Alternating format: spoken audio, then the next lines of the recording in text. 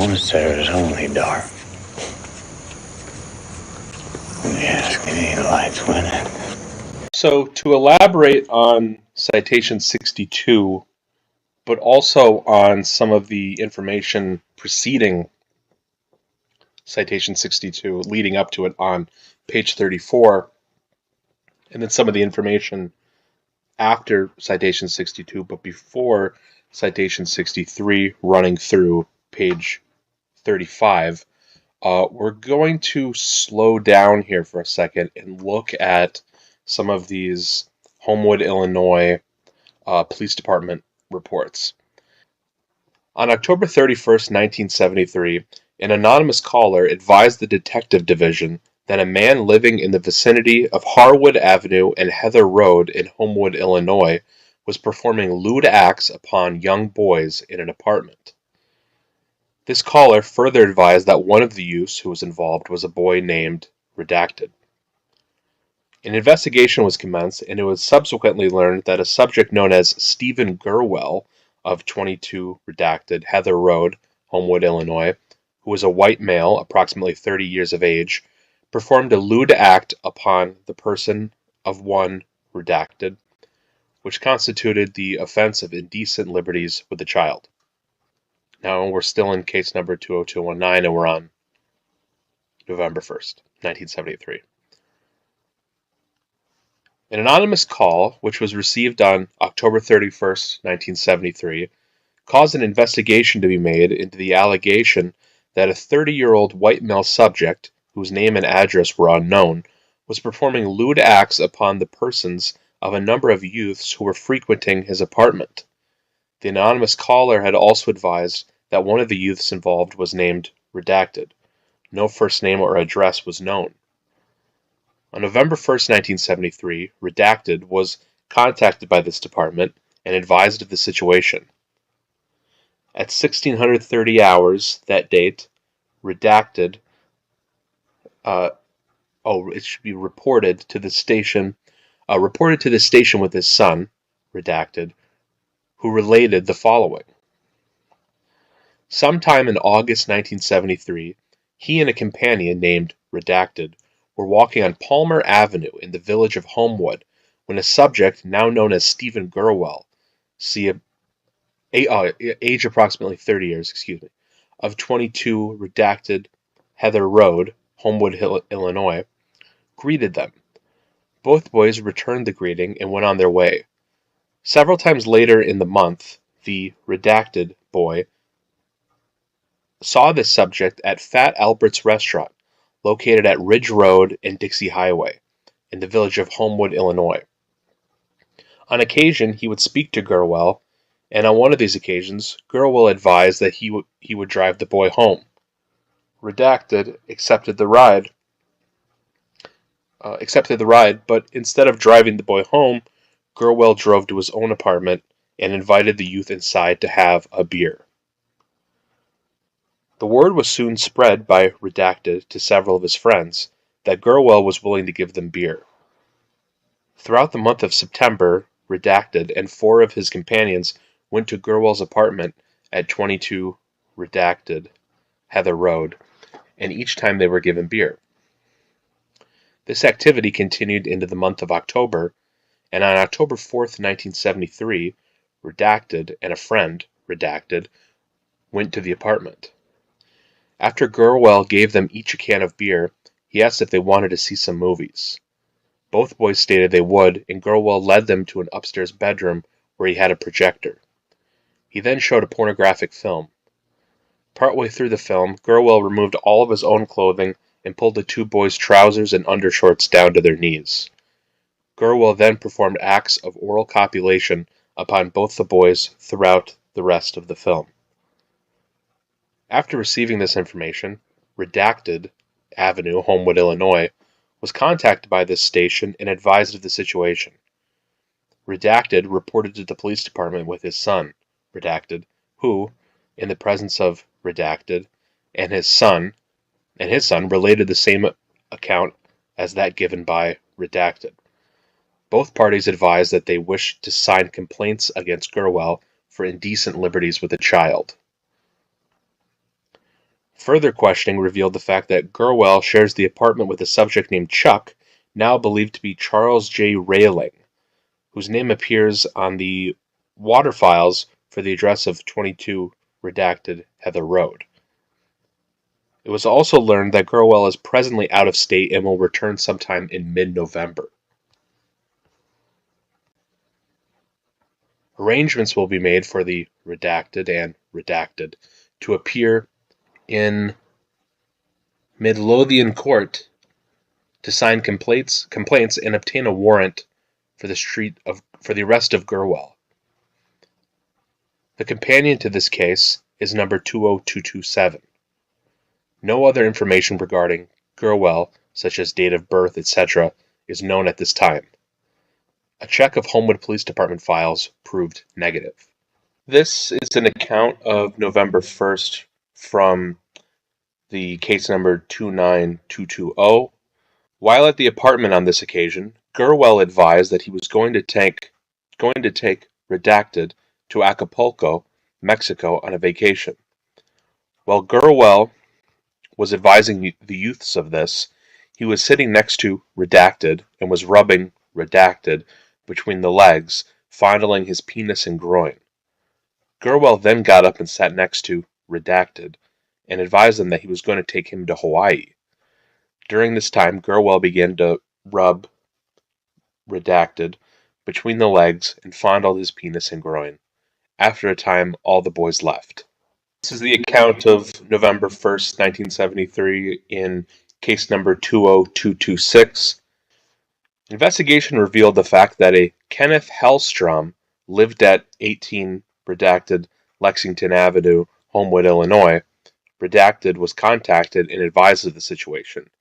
Redacted subsequently reported to the station with his son, redacted, who related several accounts of his activities in an apartment located at 22 redacted Heather Road, Homewood, Illinois. Here's the write-up for November 2nd, 1973. This is mainly reiteration and some elaboration. And this is case number 20237. This investigating officer received information that redacted of 2 redacted Willow Road, Homewood, Illinois, TX 7999047, was seen at Stephen Corll's apartment during the month of October 1973. Redacted was brought to this station by his mother. Redacted was questioned about his activities at Stephen Corll's apartment during the month of October. He related the following. He, redacted, had been at Corll's apartment approximately 9 times during the month of October. While at the apartment, he was given beer on many occasions. He was shown stag films approximately 4 or 5 times, and that, on one occasion, while viewing the films, Stephen Corll removed Stephen's pants. He began fondling his penis and told redacted that he could take his pants off anytime he wanted to. Redacted did remove his pants and began playing with himself. Stephen sat on the floor next to redacted and asked redacted if he would like to help him. When redacted replied no, Stephen then reached over with his left hand and began stroking redacted right leg. After approximately 5 minutes, the doorbell rang and Stephen put his pants on to answer the door. Redacted got up and walked to the hallway. He still had his pants around his knees. He observed redacted come into the apartment, and then he fell on the stairs. This incident occurred around the 17th of October, 1973. Redacted further related that on another occasion he had his pants off while viewing stag films, but that Stephen did nothing to him at that time. Redacted stated that she would sign complaints against Stephen Corll. This is case number 20228 on November 5th, 1973. On November 5th, 1973, Mr. Charles J. Railing, date of birth July 8th, 1937, of 22 redacted Heather Road, Homewood, Illinois, was interviewed at his place of employment, the Fanduit Corporation, in Tinley Park, Illinois.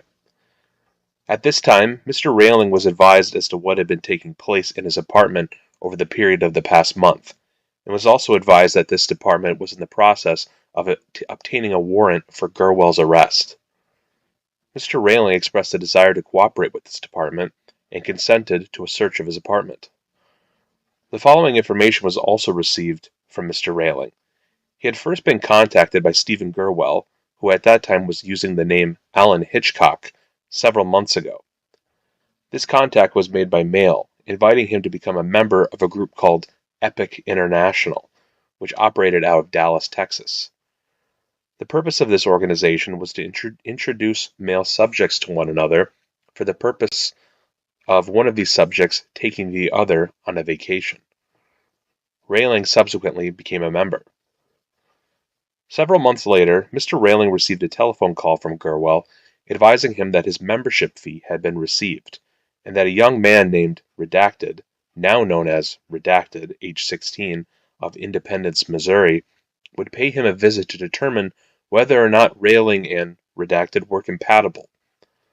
Subsequently, Redacted visited Railing at his apartment for several days, and the two proved to be compatible. Redacted then returned to Missouri with the promise that Railing would take him on a trip to Europe in August.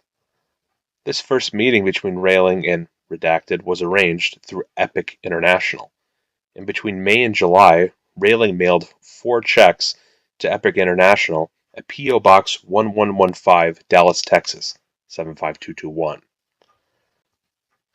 These checks totaled $662 and were fees paid to Epic International for Redacted airfare to Chicago, and the remainder was kept by Epic International.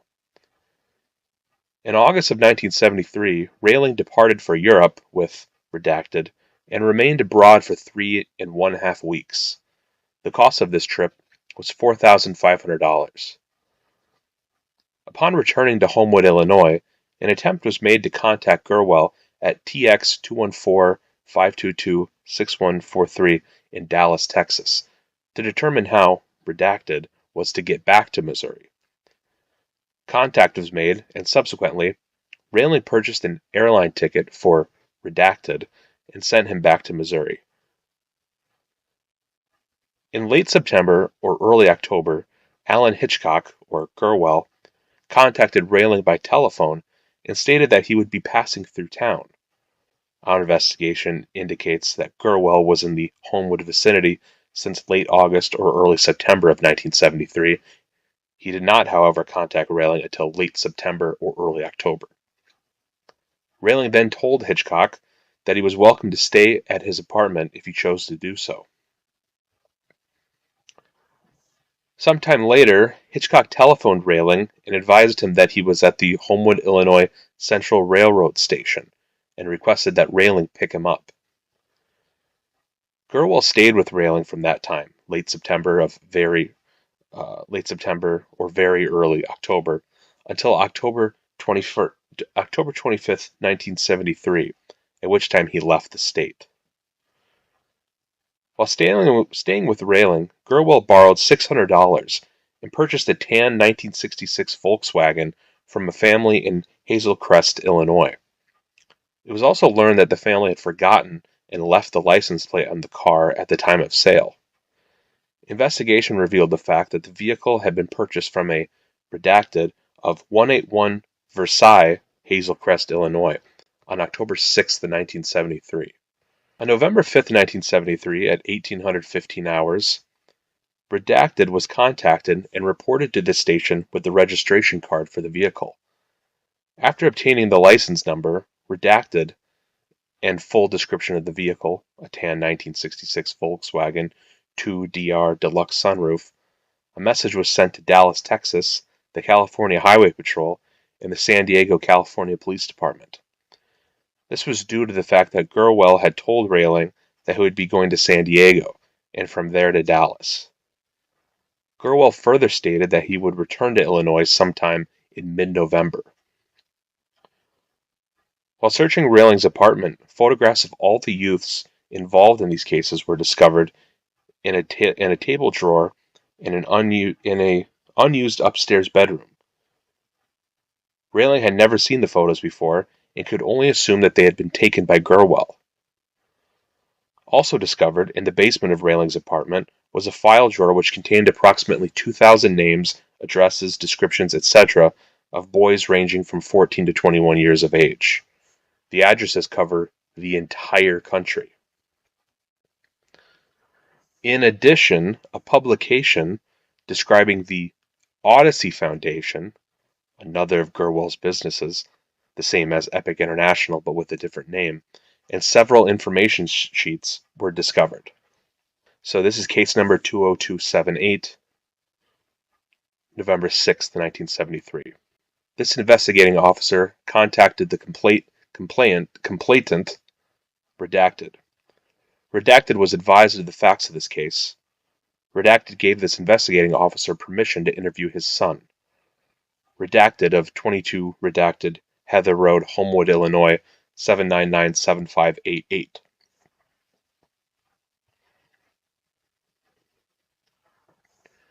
Sergeant Jessup went to Homewood Flossmoor High School and picked up Redacted. Redacted was brought to the station where he was interviewed. Redacted related the following facts. He had met the man now known as Stephen in early October. He was in the apartment at 22 Redacted Heather Road 3 times. On the first visit, Steve talked about a trip that he would take him, Redacted, on. On the second visit, Steve showed pornographic films, involving men and women. On the third visit, approximately October 16, 1973, Steve took Redacted upstairs into the bedroom and showed him a film of 2 boys making love. He, Steve, opened his pants and sat on the floor next to Redacted. Twice Stephen fondled Redacted in a lewd manner and attempted to open Redacted's pants. With this, Redacted left and never returned to the apartment at 22 Redacted Heather Road. Redacted was taken back to school by Sergeant Jessup. His father was contacted by TX and stated that he would contact this station later this evening when he decides whether or not to sign complaints. But continuing here with November 6, 1973. 0900 hours. Agent Raymond Barr of the FBI reported to this station in an effort to assist in the investigation. 1300 hours. The Dallas, Texas Police Department was contacted by reporting officers and Lieutenant Hancock of the Intelligence Unit. That department was advised as to what our investigation had so far revealed. Lieutenant Hancock was very familiar with Stephen Gerwell, alias Alan Hitchcock, alias Charles Caldwell, and had personally arrested the subject on a charge of conspiracy to violate the sodomy laws of the state of Texas. The subject's true name is John David Norman, date of birth October 13, 1927. Description: white male, 5'11", tall, 155 pounds, gray hair, green eyes. The subject has no permanent address and is currently under indictment in Texas for the aforementioned charge. A complete rundown of Norman's activities over the past several years was obtained from Lieutenant Hancock, including the following. Norman has served time in California State Penitentiary for sexual perversion and in the federal penitentiary at McNeil Island, Washington, for mailing obscene material. Complaints and warrants will be obtained in Midlothian Court on November 7, 1973 at 1000 hours. The FBI is in the process of obtaining a warrant for interstate flight to avoid prosecution. Here's the search warrant. So this is November 5th, 1973, 12:10 p.m. I hereby authorize Sergeant Franklin Flannery and Detective Richard Braun to search my apartment located at 22 Redacted Heather Road, Homewood, Illinois. This search includes the entire apartment. I also authorize them to search my automobile. Signed, Charles Railing. Number 20229. This is November 7th, 1973. On November 6, 1973, at 1900 hours, photographs of John David Norman, white male, date of birth October 13, 1927, which were supplied by the Federal Bureau of Investigation, were shown to Mr. Charles J. Railing. Mr. Railing positively identified these photos as being the subject that was known to him as Allen Hitchcock and Stephen Gurwell. November 7th, 1973.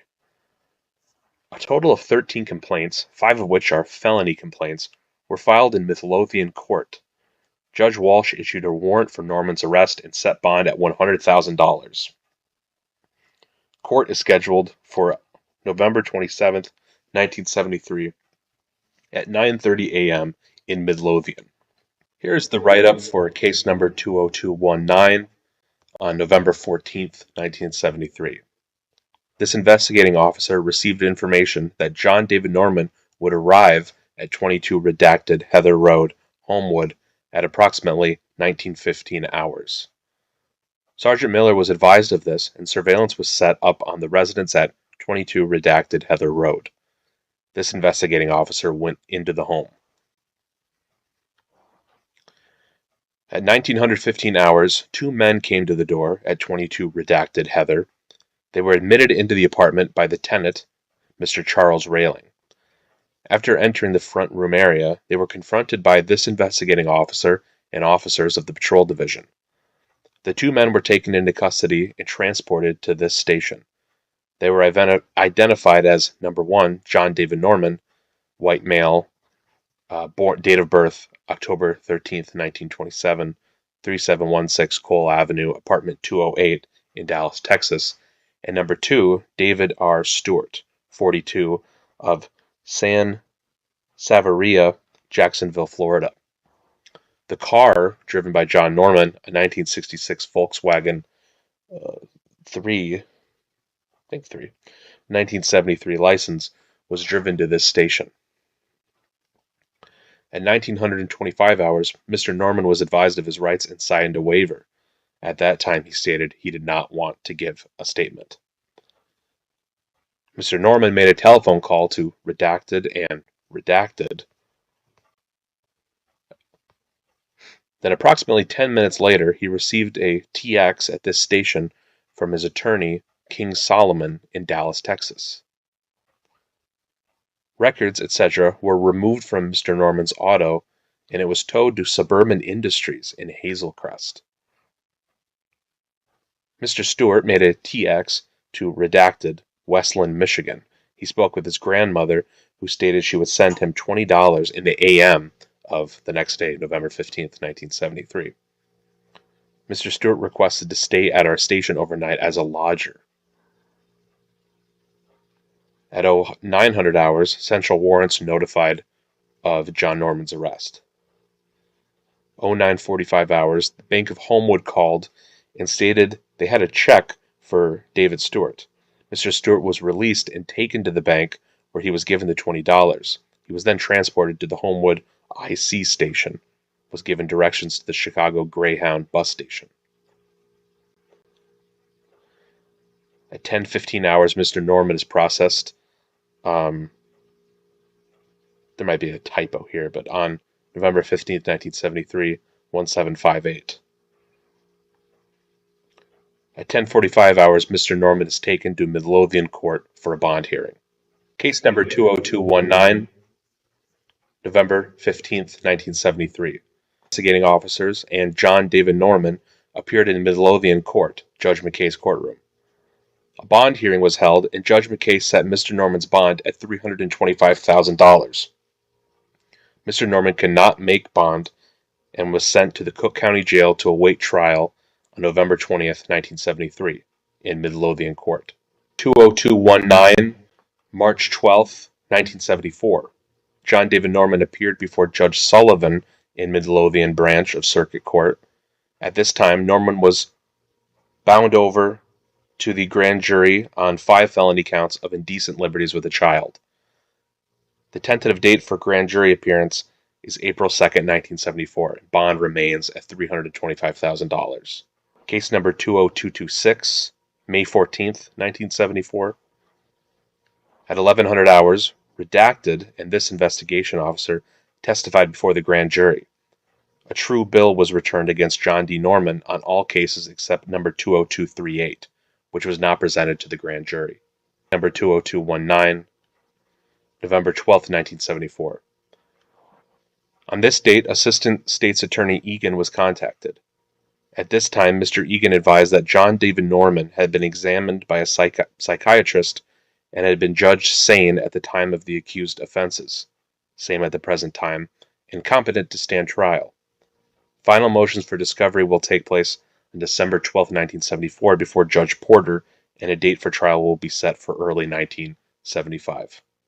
Citation 63 is porno ring suspect fired by city from the Chicago Tribune, August 16, 1977. The Cook County State's Attorney's Office and Chicago Police have said that Norman's Delta Project was born in Cook County Jail last spring while he was awaiting trial. They said that, unknown to jail officials, Norman used jail printing facilities to send out 3 newsletters about the project to homosexual clients throughout the country and to those who answered his advertisements in pornographic publications. Authorities said Paskey, also a jail inmate at the time, worked with Norman on the project. Citation 64, we return to the FBI records on Philip Paskey. This is from FBI Records, The Vault, and it's part 1 of the Philip Paskey records. David Norman is then dismissed of his charges for his Dallas arrest, his 1973 Dallas arrest, in June of 1975. June 18th, 1975. So keep in mind that this is after his Illinois arrest, and then his previous Dallas charges are dropped. You can tell here that this is August 14th, 1973, but it's cut off. For citation 65, Dovey then returns to this portion of the, this was the letter from the State Department to the 1977 subcommittee attempt. Dovey points out here that this portion of the letter, where the destruction of those file cards is mentioned, happened to just be a few months after this dismissal of his Dallas charges. So this portion, on September 27th, 1975, and you'll recall that the dismissal of the Dallas charges was in June of 1975. The operative portions of the Privacy Act, 1974, came into effect, and the department undertook a systematic review of its files to identify those individual name files which are relevant and necessary to accomplish the department's statutory purpose. This is the criteria by the law for the maintenance of such files, and files not meeting that criteria were destroyed in accordance with department policy. The file cards received from the Dallas police were determined not to qualify as records relevant to the department's statutory purpose and were destroyed. So in setting this up in kind of a timeline of events, you have a sudden dismissal, you have the very strange confirmation of an unexplained nature of the destruction of his clientele cards by the State Department mere months after the original dismissal. And then, as Dovey points out in pages 35 to 36, Dallas man porno kingpin from the Austin American-Statesman, May 26, 1977. Shortly after Norman published his first newsletter from Cook County Jail last year, someone in California, whom police have not been able to identify, provided the $36,000 in cash needed for his bail.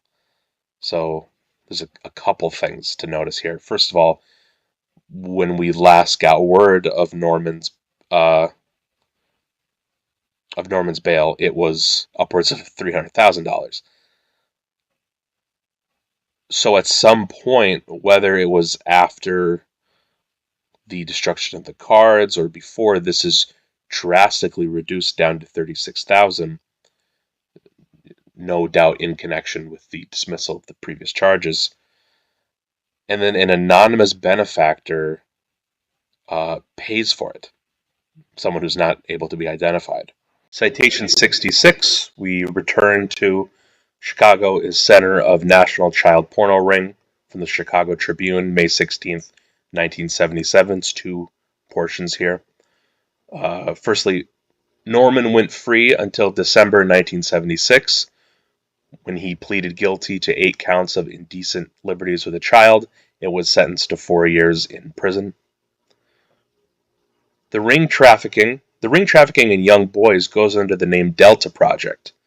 According to police in Chicago, Los Angeles, and Dallas, it is masterminded by 49-year-old John D. Norman, a convicted sodomist serving a 4-year sentence in the Illinois State Prison at Pontiac. His closest associate is Philip R. Paskey, 25, a convicted murderer and thief who police said is now on probation and is carrying on the project in Norman's absence. A secondary source for Citation 66 we can see on page 52 of the FBI Philip Paskey file, the same one as before, that Philip Paskey was indeed paroled in January of 1976. For Citation 67, we remain on the Philip Paskey Part 1 file. This is page 33, and this is just detailing more about Norman's December 1976 sentence to 4 years in prison. Right here you can see the Circuit Court of Cook County, Illinois, people of the state of Illinois versus John David Norman, counts 1, 2, 3, and 4 with a minimum of 4 years, maximum of 4 years and 1 day, but with credit to be given for the 23 months already served. Citation 68. Police seek 1977 killing link to slain youths. The Chicago Tribune, February 28, 1979. In the earlier killing, Kenneth Hellstrom, 17, of 18511 Lexington Avenue, Homewood, had started home on January 20th, 1977, from his job at a gas station several blocks away, when he was attacked and stabbed 6 times in the back. He made his way home and collapsed. He died several hours later. The Homewood youth had implicated Norman on child molesting charges in 1973. Norman pleaded guilty and was sent to prison for 4 years.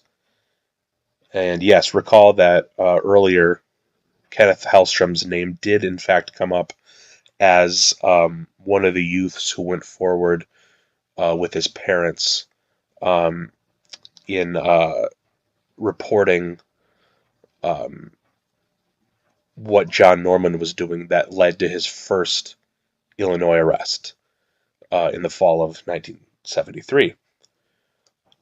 That takes place. He is a major part of what leads to his arrest then, and now the process of trying to put him away again, and someone who would be as capable, have the capability of testifying in such a crucial way, is now winds up dead. Although Norman was in prison the night Hellstrom was killed, police want to question his alleged accomplice in the child prostitution ring, Philip R. Paskey, who was once tried for murder but later pleaded guilty to theft after plea bargaining with prosecutors. Citation 69. Federal agents raid porno bookstores. Chicago Tribune, May 18, 1977. In another development Tuesday, Circuit Judge Louis Wexler signed an order requiring the Illinois Department of Corrections to release convicted sodomist John Norman from the Illinois State Prison at Pontiac without requiring the usual 5-year parole following completion of a sentence. Norman, 49, Monday, was named in the Tribune series as the organizer of a ring that sends young boys to homosexual clients throughout the country. Norman's attorney, Rick Halprin, said he expected Norman to be released in a few days. Norman was sentenced to a 4-year term last December, but was given credit for 27 months served in county jail before he pleaded guilty to charges of indecent liberties with a child. Under an agreement made with the state's attorney at the time, he pleaded guilty and was exempted from the 5-year parole requirement, Halprin said. So he's let out, and he's let out quickly. To no surprise whatsoever, citation 70 is parolee arrested in child porn raid, Chicago Tribune, June 17, 1978. A North Side man on parole for operating a nationwide ring that supplied boy prostitutes to homosexuals was arrested Friday in his North Side apartment from where police said he had resumed the operation. John D. Norman, 50, was arrested at 685 1/2 West Wrightwood Avenue after a 16-year-old and a 17-year-old said Norman photographed them nude and had sex with them, police said. Both youths are wards of the Illinois Department of Children and Family Services. Sergeant Ronald Kelly, head of a police child pornography unit established after a Tribune series in 1977, said Norman has been running an operation known as the Creative Corps and MC Publications. Kelly said the letters stand for Mail Call. The boys told a team of officers, including policewoman Sue Luther and Rose Brzezinski, that Norman planned to send their pictures, and then the boys, to a Canadian Don, a man supporting boys for sexual purposes. So we get the Odyssey Foundation language there again. Policeman Patrick Deddy, Louis Elvisu, Joe Bongiorno, and William DeJulie went to Norman's basement apartment and found cameras, pornographic material, and thousands of pink cards with the names of customers and their sexual preferences, Kelly said. The voluminous file contained names from every state and some foreign countries. And some cards included pictures of the customers, Kelly said. Kelly said Corll and MC were new names for the Delta Project, the Boys for Pay operation for which Norman was sentenced to a 4-year term. Delta, which continued to operate from Chicago under Norman's direction, even though he was in prison, was uncovered by the Tribune in a series of articles on child pornography. Paskey, 25, an associate of Delta, was in the apartment when Norman was arrested, Kelly said. Paskey was identified in Norman's MC newsletter as manager of a mail-order house handling, quote, whatchamacallits, Kelly said. Paskey was not arrested, Kelly said. Citation 71. Bodies of 3 teens found in car. Throats cut. Chicago Tribune, February 26, 1979. The bodies of a 17-year-old ward of the state, his 19-year-old brother, and a 16-year-old Princeton, Illinois youth were found with their throats slashed early Sunday in a car parked in a North Side alley. Dead are Michael Salcedo, 17, of Maryville Academy, 1150 North River Road, Des Plaines. His brother Arthur, also a former ward, of 613 North Euclid Street, Princeton, and Frank Mussa, 16, of 1009 Beach Street, Princeton. Police said all had been stabbed numerous times. Chicago and Homewood police are investigating a possible link between the 3 youths whose bodies were found stabbed to death Sunday and a Homewood youth whose fatal stabbing 2 years ago was never solved, referring to Kenneth Hellstrom. One of the youths found slain Sunday was to have testified in the forthcoming trial of John D. Norman, who police have said is the leader of a nationwide child pornography ring. In the Sunday stabbings, 3 youths were found dead in a car parked in an alley at 1460 West Pensacola Avenue about 3 a.m. Each of the youths had been slashed many times and their throats cut in what police described as an almost ritualistic stabbing. The victims were identified as Michael Salcedo, 17, a ward of the state who lived at Maryville Academy in Des Plaines, his brother Arthur, 19, a former state ward who lives in Princeton, and Frank Mussa, 16, the son of a Princeton grocer. Michael was the youth scheduled to testify at Norman's upcoming trial. Witnesses told police that 30 minutes before the bodies were found, they had seen 6 males and a female in and around the car. Norman was arrested last June in his apartment at 6851.5 Wrightwood Avenue after 2 boys told police he had photographed them naked and performed a sex act with them. Norman, on parole at the time for the child molesting conviction, was charged with contributing to the sexual delinquency of minors. So we have 2 separate occasions now. 2 separate occasions where boys, young underage boys, who were first victimized, were first molested by Norman, then go on to be mysteriously murdered in the lead up to their testifying. Mother still holds hope son's killer will be caught. Southtown Star, December 11th, 2005. Some years before his murder, Kenny was the state's key witness in criminal proceedings against a local man convicted of running a nationwide homosexual prostitution ring. Some family members suspect Kenny's murder was retaliation for his testimony. When Rees, this is Kenny Hellstrom's sister, when Rees checked out John Wayne Gacy's biography from a Northwest Indiana library, she noticed penciled marks on a page that talked about Kenny and that man. The notes were a potential tip, the family thought, but it went nowhere. Years later, at Kenny's father's funeral, who coincidentally passed away on the anniversary of his son's murder, a family friend had been drinking and remarked out of the blue, "What happens if someone we know killed Kenny?" In other words, the family knows that somebody knows something. "I'm just hoping somebody has that guilty feeling," Carol Hellstrom said. "Somebody might know. I have a feeling a lot more people know, but they are afraid to say something," Diana Brederick, another sister, said. In the early 1990s, Homewood police investigators interviewed Gacy about the retaliation connection. "That's not one of the angles investigators are looking at now," Janich said. Before he was killed, Kenny asked his mother if he could switch bedrooms with his sister. "He asked me if he could go upstairs because he was afraid," Carol Hellstrom said, adding that Kenny thought somebody was looking in the windows at him. "We let him go upstairs, and he wouldn't put paneling up over the windows, but he would not tell me what he was scared about." The night before his murder, Kenny chose to stay home and play with his dog. He sat in the basement the whole night playing with his German Shepherd, Chico, and eating Doritos, Rees said.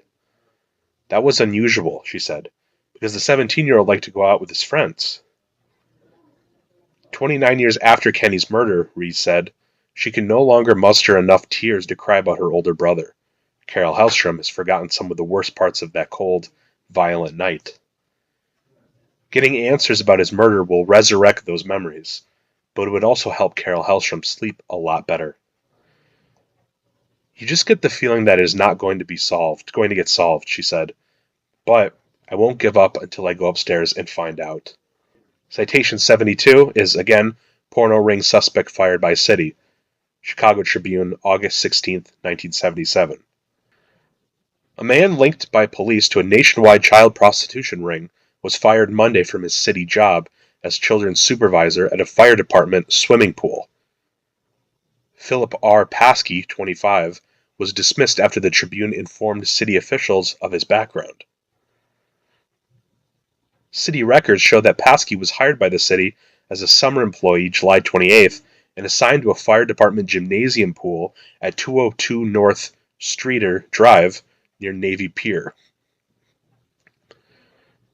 Charles Punian, city personnel director, said Paskey was hired for the $4.75 an hour job under the Federal Comprehensive Employment Training Act. Punian said that because the jobs are of short duration, applicants are assigned to duties before a screening committee can complete an investigation to determine whether they are suitable for their jobs.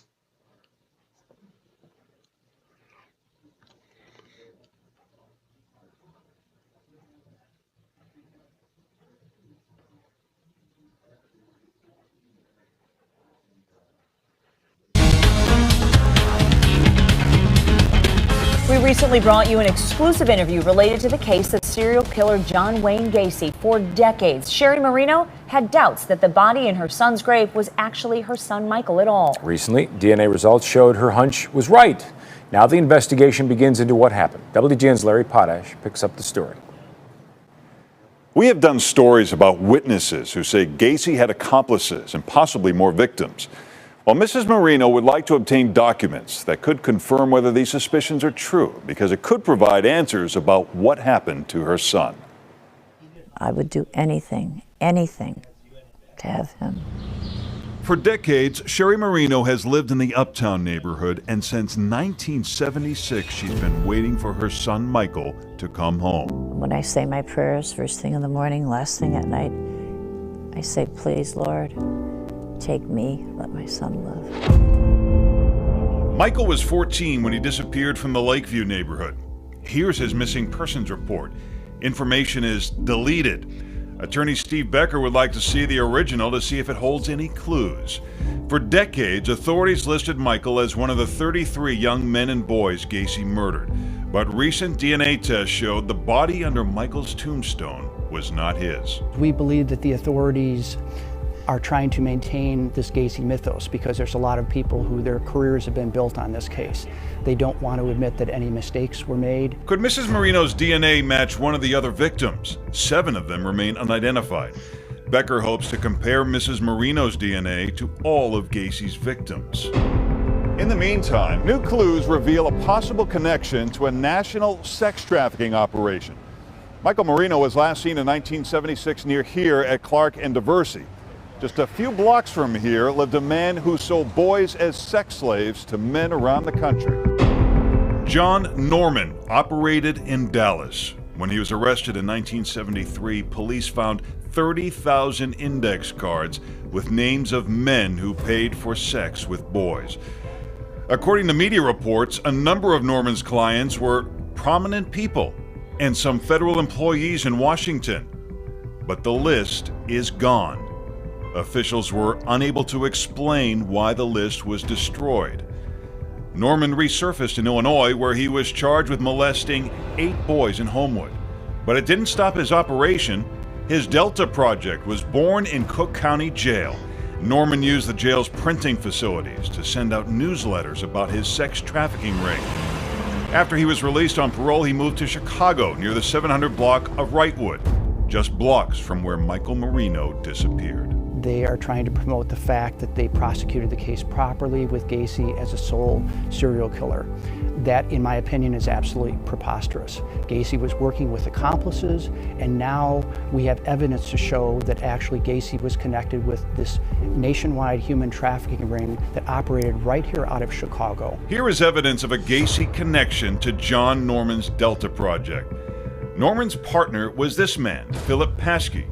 As these records show, Paskey also worked for John Wayne Gacy. When Gacy was in prison, he wrote this note with details about Paskey.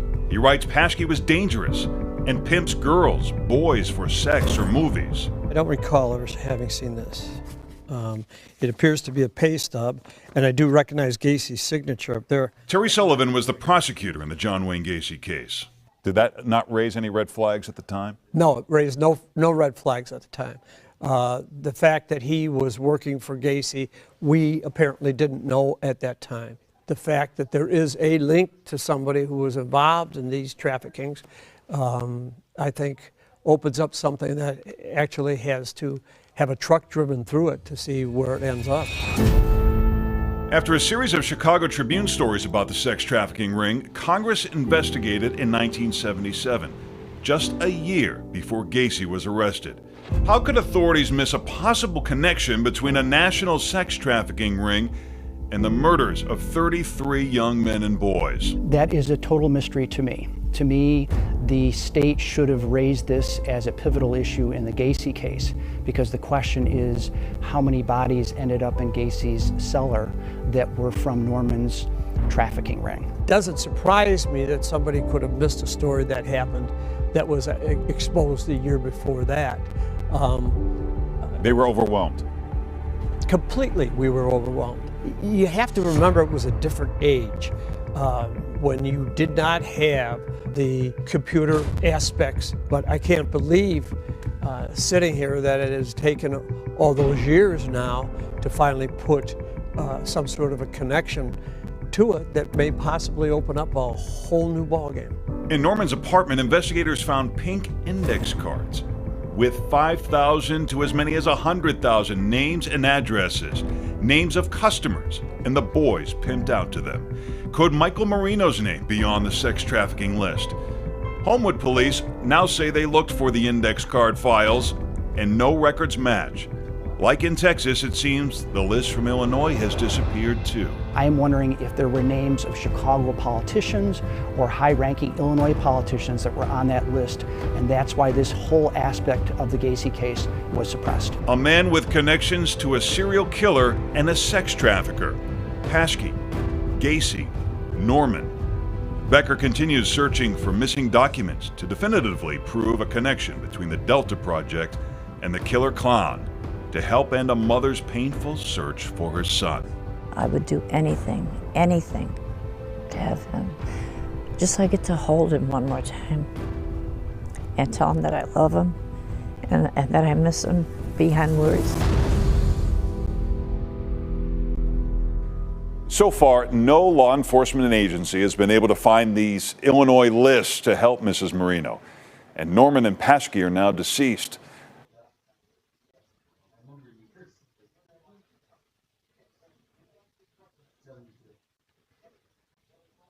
The fact that he was working. Now turning to what led to this discovery, we really enter John Wayne Gacy now. Citation 74 is Parents of Missing Youth's Hope, Fear, and Wait. The New York Times, December 31st, 1978. Lieutenant Joseph Kozenczak, chief of detectives in suburban Des Plaines, conceded that the fact that he had a son the same age and in the same high school with Robert Piest, the 15-year-old who disappeared on December 11th, made him pursue that case with more diligence than usual. The Piest boy was reported missing after he left his job at a pharmacy where Mr. Gacy had been doing some remodeling work after telling his mother that he had to talk with a contractor about a promised summer job. Citation 75 is Des Plaines PD Supplementary Report, December 13th, 1978, and it says December 13 in the book, but I believe it actually may be December 12th, as you can see here.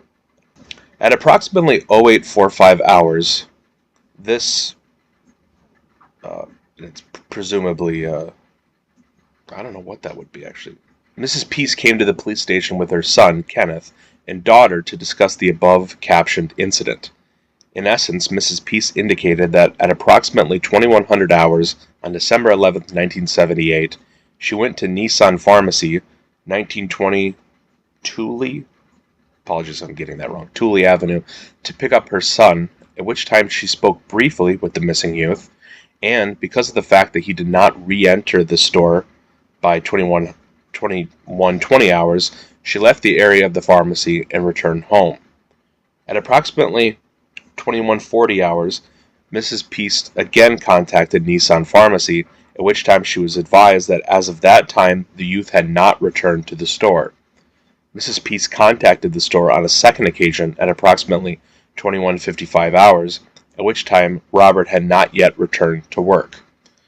At 2329 hours, Mrs. Piest filed the missing persons report with this department. At 097 hours, I contacted Larry Torf at Nissan Pharmacy, 827-4700, and was advised that Philip Torf might be able to provide this officer with additional information regarding the missing youth. I then contacted Philip Torf at home, redacted, and received the following information. Philip Torf stated that a contractor named John Gacy had entered the pharmacy on 2 occasions, the first being at 1800 hours and the second being at approximately 2000 hours. During the time Mr. Gacy was in the pharmacy, apparently a conversation between John Gacy and Philip Torf took place, in which case Gacy had mentioned that he hires high school, presumably students, for his business, which is referred to as PDM PDM. The PDM stands for Painting, Decorating, and Maintenance. Philip Torf was unable to state for certain that John Gacy had any specific conversation with the missing youth, although it is possible that Robert Piest may have overheard the conversation regarding the hiring of youths between Gacy and Philip Torf. Mr. Torf stated that the reason Mr. Gacy was in their establishment, as he had done some remodeling approximately 2 years ago, and at the present time Gacy works at 2 pharmacies. Philip Torf stated that on December 11, 1978, after the store had received the calls from Mrs. Piest, he contacted the message service for John Gacy, 457-1614, although Gacy never recontacted him.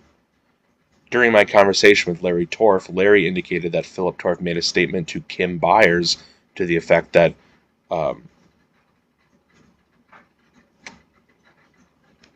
Rob. Okay, this is Robert Piest. That Rob was talking to the guy about a job. At approximately 09:15 hours, I contacted PDM contractors and spoke with John Gacy. Mr. Gacy indicated that he had been in the pharmacy and had questioned Mr. Torf about some fixtures in the backyard. When asked if he had spoken with the missing youth, Mr. Gacy replied no, and when again asked if he had any personal contact with the youth, he stated no. At 09:32 hours, I again contacted Larry Torf and determined that Kim Byers lives on Gregory Lane and that Kim may have additional information regarding the incident. I then determined that Kim Byers resides at 8704 D. Gregory Lane, 824-1612. At approximately 09:42 hours, I contacted Kim Byers and I was advised that Rob Piest had left the store approximately 2100 hours, and prior to leaving, he made a statement to the effect, quote, "That contractor guy wants to talk to me." Upon questioning the buyer youth further, she stated that he had left some of his personal belongings in the store, and she had described the youth as kind of spacey at times and indicated that on occasion he has a tendency to forget things. Kim Byers indicated that she did not observe the missing youth talking to John Gacy and did not observe the two together in the pharmacy. At approximately 1357 hours, I went to Maine North High School and, in the presence of Gloria Mazzone, Kim Byers, with date of birth August 22nd, 1961, was interviewed from Kim Byers, whose date of birth is August 22nd, 1961, was interviewed from 1357 until approximately 1425 hours. Miss Byers stated that she did not remember John Gacy leaving the store, although he had been in making some measurements and was rearranging items. She further advised this officer that in her opinion Rob has no reason to leave home. Upon questioning the Byers youth further, she indicated that Rob had left the store between 2100 and 2102 hours. She is relatively certain of the time, as he had called her to the front of the store, stating, "Come watch the register," at which time she asked, "Where are you going?" and he stated, "The contractor guy wants to talk to me, I'll be right back." Kim Byers stated that during the time Rob had made that statement, Mrs. Piest was in the store. Kim further advised this officer that Rob had been in and out of the store a few times to take out the garbage, and at least on one occasion he had entered the store through the back door. She believes that he took the garbage out at approximately 2000 hours, as during that time he was struck by snowballs which were allegedly thrown by little kids. Upon further questioning her about other statements which she allegedly made, specifically the statement regarding a big boy, she advised this officer that she had made a statement to the effect that Rob is a big boy and he can take care of himself, and although she is not certain that statement may have been directed to Phil Torf, Miss Byers stated that she doubts that the individuals at the liquor store could be of any assistance, because Rob did not enter that establishment to purchase any soda on December 11, 1978. Miss Byers was advised to contact this officer in the event she should develop any information that would indicate the whereabouts of the missing youth. Citation 76 is the same. It is Des Plaines PD Supplementary Report, December 13th, 1978. Upon the reporting officer arriving at work at 0800 hours, December 13th, 1978, it was observed that a note had been left for the reporting officer by the 11-7 desk officer, which stated that Mr. Gacy had shown up at the Des Plaines Police Department asking for the reporting officer at about 0330 hours. The DO stated that Mr. Gacy's clothes were disarrayed and that he had a glassy look in his eyes. The DO advised Mr. Gacy that the reporting officer had gone home for the day and that the reporting officer had requested Mr. Gacy to come back in the morning of December 13th, 1978 for an interview with the reporting officer. After reviewing the total amount of evidence in this case, the reporting officer called the state's attorney's office in the Des Plaines Civic Center in order to have a special agent review the reporting officer's case packet on this matter, as the reporting officer felt that a search warrant should be obtained to search the residence of Mr. Gacy. At this time, the reporting officer felt that because of Mr. Gacy's background in sex crimes dealing with boys of similar age as Robert Peace, that there was a possibility that Mr. Gacy was holding the Peace boy as a prisoner in his residence. The reporting officer was advised by the secretary in the DP Special Agent Office that no one was available for review of this matter for a search warrant, but that around 1200 hours the 3rd District Supervisor Terry Sullivan might be stopping by from the Niles office. At 1100 hours, the reporting officer received a call from Mr. Gacy, and Mr. Gacy again asked the reporting officer if he still wanted to talk with Mr. Gacy. The reporting officer advised Mr. Gacy that it would still be necessary that he come to our station for a witness statement, and Mr. Gacy stated that he would be in prior to 1200 hours. The reporting officer prepared all of the necessary documents to present to the state's attorney for a search warrant request. At this time, the reporting officer assigned Detective Pickell to stand by the station, and in the event that Mr. Gacy shows up, he is to have Mr. Gacy fill out a witness statement. Detective Pickell was assisted in this assignment by Sergeant K. Fredericks. At 1200 hours, the reporting officer met with Special Agent Terry Sullivan and advised him that I wanted a search warrant for Mr. Gacy's residence and vehicles. The total case was explained to Mr. Sullivan, and he agreed to help in this case by approving the request and assisting with having the warrant approved by Judge Marvin Peters. Special Agent Sullivan assigned Special Agent Investigator Bedeau to assist the reporting officer in drawing up the request for a search warrant and the search warrant itself. During the time period that the search warrant was being obtained by the reporting officer, information was received that Mr. Gacy had shown up and had written a witness statement.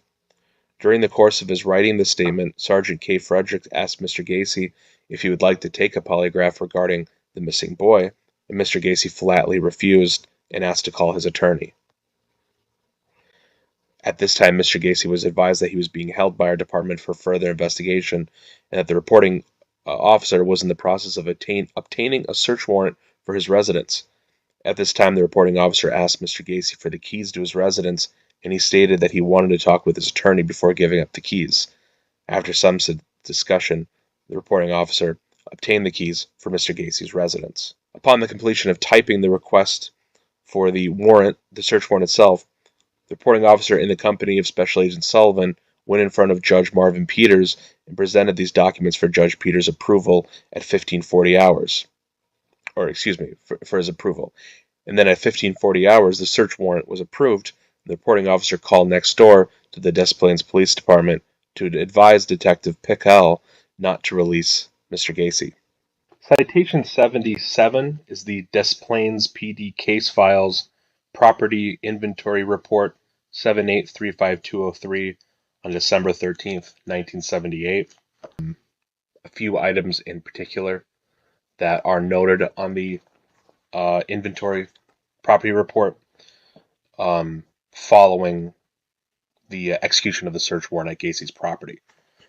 Items related to pederasty, pornography, and literature. Of particular note here is this entry, which was described as, and it's in quotes, so it's the title of form of literature, a study of adult-child sexual relations, and then it just says pedophilia here. some other titles. Next on this inventory are these various types of pills. You can see all these types of medication pills likely used in for date rape purposes. We know that this is what occurred with many of the victims prior to murder. Also of note here is a hypodermic needle, or hypodermic syringe rather. It describes a 2x4, approximately 35 inches long, with 2 holes. And then this part here I'm not exactly sure. But what's being described here is effectively what Corll, a practice Dean Corll had also been using for his victims, the so-called torture board. The possession of 2 different driver's license of 2 different individuals. There's an expired driver's license to James G. O'Toole, and then expired temporary driver's license to Michael B. Baker. Also of note here is the Maine West High School class ring, 1975, with the initials JAS on that, which we would later find out is Gacy victim John Zick. Once again, a la Dean Corll, a set of silver no-brand handcuffs with 2 keys. Citations number 78 and 79 is Des Plaines PD Case Files CID Continuation Report 7835203, pages 3, 4, and 5. Michael Rossi, has been interviewed by police, and this is the report on such. Mike Rossi began to talk about his automobile, and he was asked where he had gotten the automobile. He said that he bought his 1971 Plymouth Satellite from a friend of John Gacy's, who was named Zick. Mr. Rossi spelled Mr. Zick's name. In summary, Rossi said that Mr. Gacy had told him that a friend was selling his car, and that if Rossi was interested in it, he could purchase this vehicle. On one morning, Rossi advised that Mr. Gacy called him to say that he had gotten the car keys from the owner, and together Rossi and Gacy went to the area of Clark Street and Ohio Street, where they found the vehicle parked on the street. Mr. Gacy gave the keys to Mr. Rossi, and Mr. Rossi drove the vehicle around to test it. Gacy told Mr. Rossi that if he was not interested in purchasing that vehicle, he, Gacy, would sell it to somebody else. After driving the vehicle, Rossi decided to buy it for $300. Rossi advised that Mr. Gacy informed him that he had paid the owner $300, therefore he, Rossi, owed $300 to Gacy. Rossi advised that he had paid Mr. Gacy back at the rate of approximately $50 per week. Rossi went on to say that Mr. Gacy first got the title in both Gacy's name and Rossi's name. When the car was paid off, Mr. Gacy gave the title to Mr. Rossi. Rossi stated that after purchasing the vehicle, Gacy would not let him drive it until $200 of the $300 was paid to Mr. Gacy. The truck was parked in Mr. Gacy's driveway near the rear garage. After Rossi got the title, he then purchased his own plates.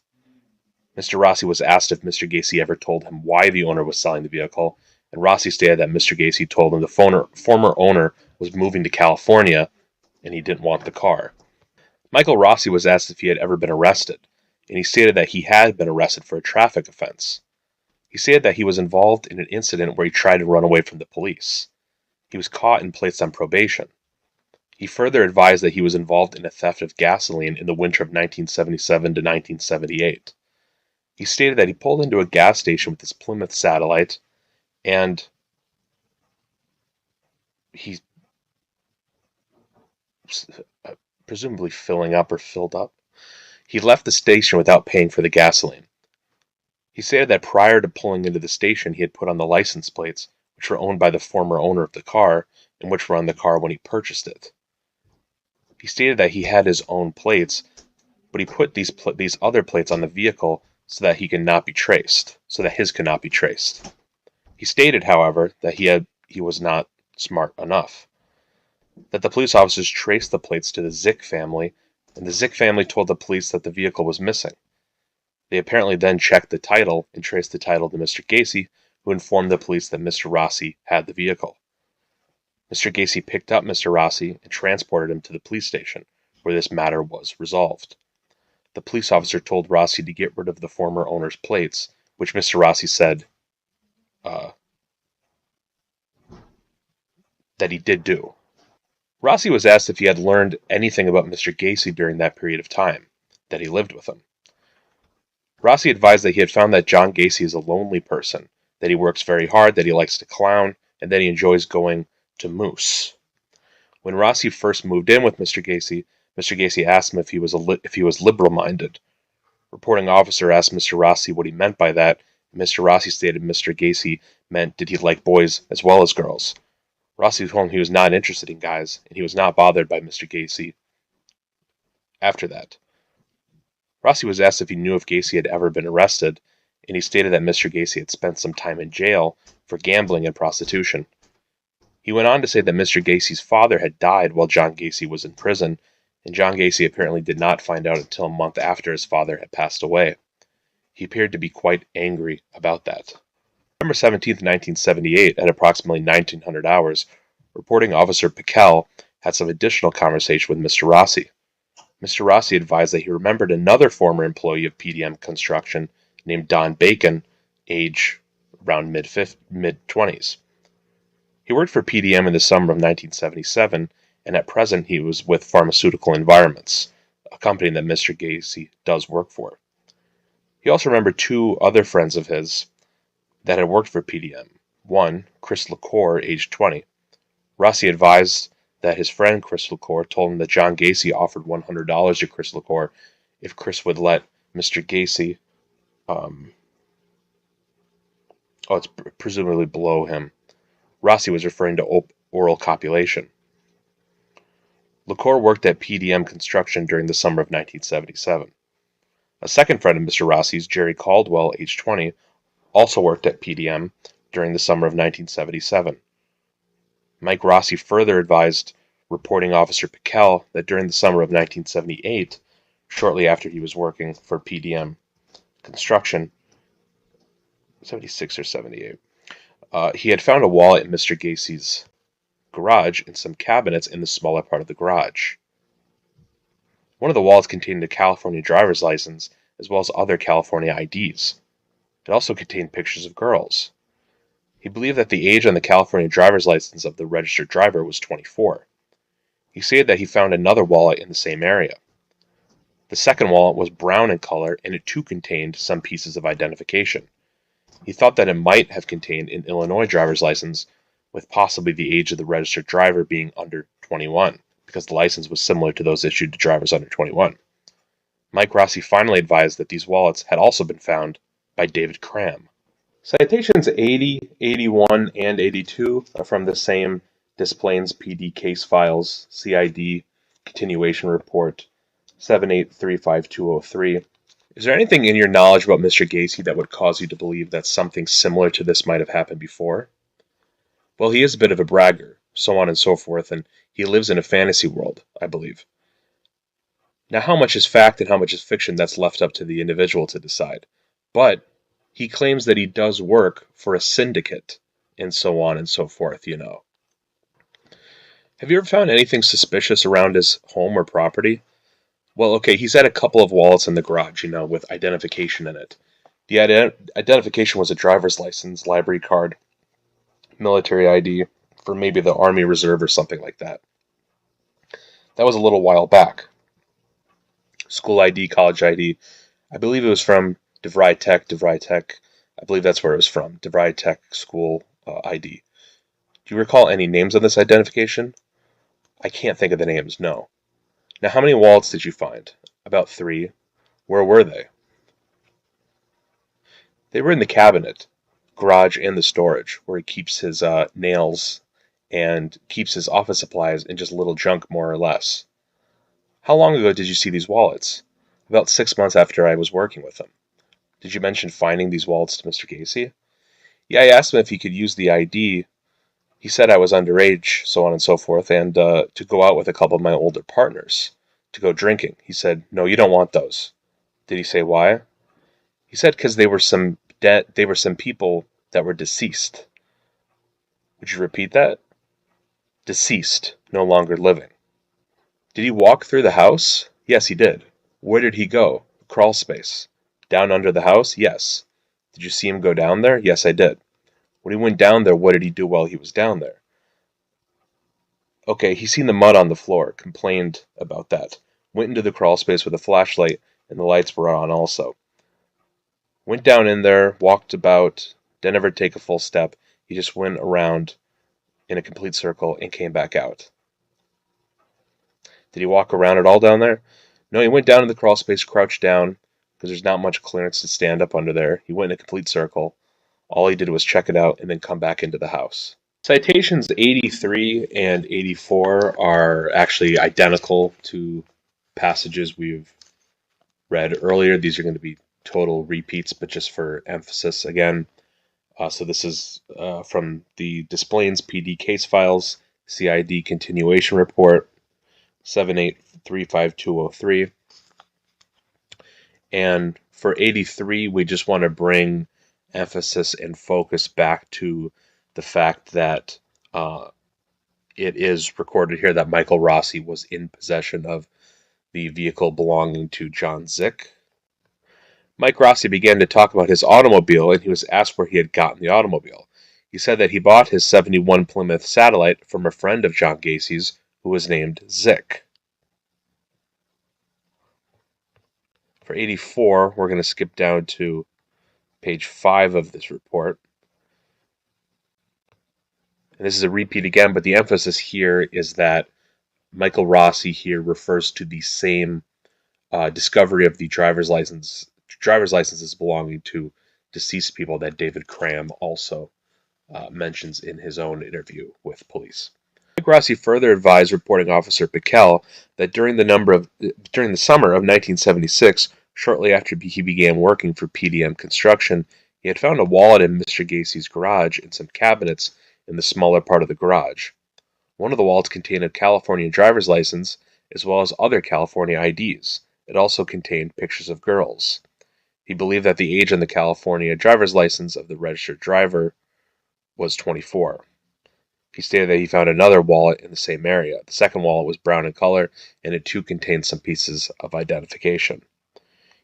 He thought it might have contained an Illinois driver's license, with possibly the age of the registered driver being under 21, because the license was similar to those issued to drivers under 21.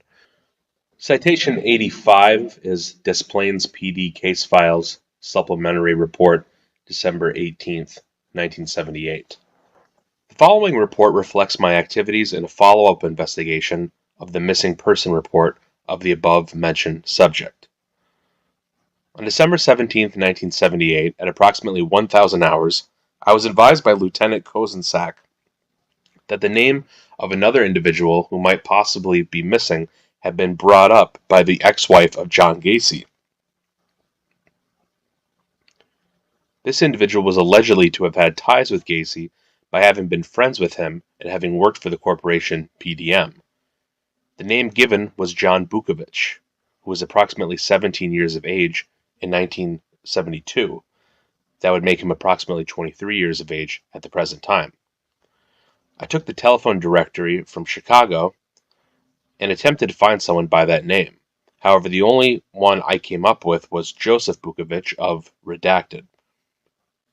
I contacted these people, and they indicated they do not have any missing people in their family, nor was there anyone by the name of John in their family.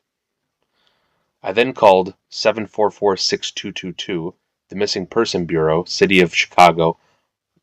Officer Frazier checked and advised that he had a negative for a missing person in 1972 by that name. At approximately 11:30 hours, Missing Persons Bureau called back, and Officer Frazier indicated that in 1975 they had one by the name of John Bukovich, who had been missing since July 21st, 1975, who was a white male, 18 years of age, last known address, redacted. Joseph R. Kozensak, Des Plaines detective chief on the Gacy serial slayer case, dead at 75. Chicago Sun-Times, June 25th, 2016. Mr. Kozensack wrote of the electrifying moment in his book. "Wait 1 minute," I suddenly said, and jumping up, bolted down the hall to the polygraph room. There, in a clear plastic bag, shining like a piece of gold, was the bright red receipt I had plucked out of John Gacy's garbage bag. This was the first and only piece of evidence we had showing that the Peace Boy had even been in the house on Summerdale. I felt as if I had just dropped a noose around the burly contractor's neck. Citation 86. New podcast on serial killer John Wayne Gacy raises questions about police investigation. Chicago Sun-Times, July 26, 2021. Gacy's defense attorneys, who worked on an unsuccessful insanity defense, were Sam Amarante and Robert Mata. Mata's son, Bob, is also an attorney and is the host of the podcast Defense Diaries, which has been examining the Gacy investigation. In episode 8 of the ongoing podcast, Mata unveiled an admission by 3 retired Des Plaines police officers and a former Cook County evidence technician that key pieces of evidence that led to the second search warrant, which resulted in Gacy's arrest, may have been fudged. At the time, police were looking for information about 15-year-old Robert Piest. On December 11, 1978, Piest was being picked up by his mother from his job at a pharmacy in Des Plaines when he told her that a contractor wanted to talk to him about a job. It was the last time Piest was seen alive. Ultimately, the search ended up at Gacy's home on Summerdale Avenue in Norwood Park, the day after Piest went missing. Gacy invited police in and told them he was at the Des Plaines drugstore, but did not remember talking to Piest, said Bob Egan in a 2018 ABC report. Egan was a Cook County prosecutor in 1978. The next day, police returned with a warrant to search Gacy's home, where they found handcuffs, fake badges, and a photo receipt from the pharmacy where Piest worked that belonged to his girlfriend. However, it wasn't enough probable cause for an arrest, so police began a 24/7 surveillance operation. During the surveillance operation, Gacy invited 2 of the detectives keeping watch into his home, and one of them claimed to have smelled decomposing bodies when the furnace kicked on while he was using a bathroom. The smell and the photo receipt turned out to be the 2 biggest pieces of evidence that led to a second search warrant being issued, which led to the discovery of bodies in a crawl space and Gacy's arrest. But now, more than 40 years after the crimes that shocked Chicago, former law enforcement officials interviewed on Mata's podcast alleges that both the smell of decomposing bodies was a myth and that the photo receipt was found in the garbage on the curb in front of Gacy's home, which constitutes public property, not inside Gacy's home. Mata argues those 2 facts are vital and that if police would have told the truth, a second search warrant would have never been issued. He added that although there is no question of Gacy's guilt, police did not do things the right way and Gacy's rights were violated. It was the right result, we all know that, but it's a slippery slope. We can't start crapping on the Constitution on a gut call, Mata said. Carl Humbert, a former Cook County Sheriff's evidence technician who was in the Gacy house during the first search, told Mata on the podcast that there was no smell of decomposing bodies. Humbert reiterated his claim in an interview with the Sun-Times. When I was in there, when it was the original Robert Piest case, I was in there serving the first search warrant. I was not aware of any overwhelming odor of decomposition, Humbert said. Decomposing bodies was not something that I was unfamiliar with, so my nose may have been differently attuned to the odors that these guys were smelling, the police from Des Plaines. One thing that I remember was that it was a very marshy, mucky smell, and I went through a few swamps in my day. For me, because I had been in swamps and I did work with decomposing bodies, my nose is a little differently attuned to different odors compared to someone who was just going in and never was in a swampy, mucky area. But I'm not about to say what somebody's interpretation was. Additionally, Humbert was responsible for evidence logs and noted that there was nothing logged about the photo receipt in his evidence logs from the searches in Gacy's home. When we as evidence technicians went into a scene, regardless of what the scene was, anything we collect gets inventoried. So anything that I collected that night would have been listed on the evidence inventory sheet and been part of my report, Humbert said. Former Des Plaines police officer Michael Albrecht and Ron Robinson also told Mata on his podcast that the photo receipt, believed to have belonged to Peace's girlfriend, was found in the garbage on the curb outside of Gacy's home. A key distinction because garbage on the curb is public property, Mata said. Citation 87 is the Des Plaines PD case files on John Wayne Gacy. This is December 23, 1978. This is a continuing report in regards to the investigation of the disappearance of Robert J. Peast, a white male, age 15, date of birth March 16, 1963, 5'8", brown hair with a slim build. During the course of my investigation, evidence was gathered through a search warrant indicating that the missing boy, Peast, was in the residence belonging to John W. Gacy, located at 8213 West Summerdale, Morridge, Illinois. Within 48 hours, should know that. Within 48 hours after he was reported missing from Nissan Drugs at 1920 Touhy Avenue, Des Plaines. The search warrant referred to above was a search warrant executed on December 13, 1978 at 8213 West Summerdale Avenue, Morridge, Illinois, signed by Judge Marvin J. Peters. Recovered during that search was a customer receipt number 36119 from a film developing envelope with the name and address of Nissan Pharmacy stamped on it in ink. Further investigation revealed that this receipt had last been in possession of Robert Peast immediately prior to the time he had disappeared. On December 21, 1978, I had occasion to speak to Officer Robert Schultz, star number, or matching badge number, 218, of the Des Plaines Police Department. Officer Schultz had been a Des Plaines police officer for the past 8.5 years. He told me that on Tuesday, December 19, 1978, at 7:30 p.m., he was at the John Gacy residence at 8213 West Summerdale, now it looks like it could be Corridge, Illinois, on surveillance assignment. At that time, John Gacy approached Officer Schultz's police vehicle and asked him if he would like to enter his residence. Officer Schultz responded in the affirmative and entered the Gacy residence via the kitchen entrance with Mr. Gacy. Once inside, Officer Schultz immediately detected an odor similar to that of a putrefied human body. Officer Schultz further indicated that during his tenure as a Des Plaines police officer, he has smelt the odor of at least 40 putrefied human bodies, and that the odor he detected in the Gacy residence smelled similar to the odor of putrefied bodies he has smelled in the past. Citation 88 is listed as Des Plaines John Wayne Gacy police interview, December 22nd, 1978. This isn't exactly a formal direct interview, like a transcript of an interview, but rather this is part of the continuing supplementary report. Gacy was brought back to the Des Plaines police station from Holy Family Hospital at something hours on the 21st of December 1978.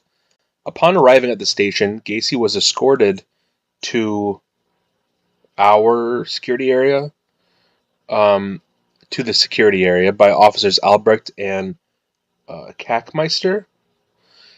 In the security room, Gacy was searched by a reporting officer.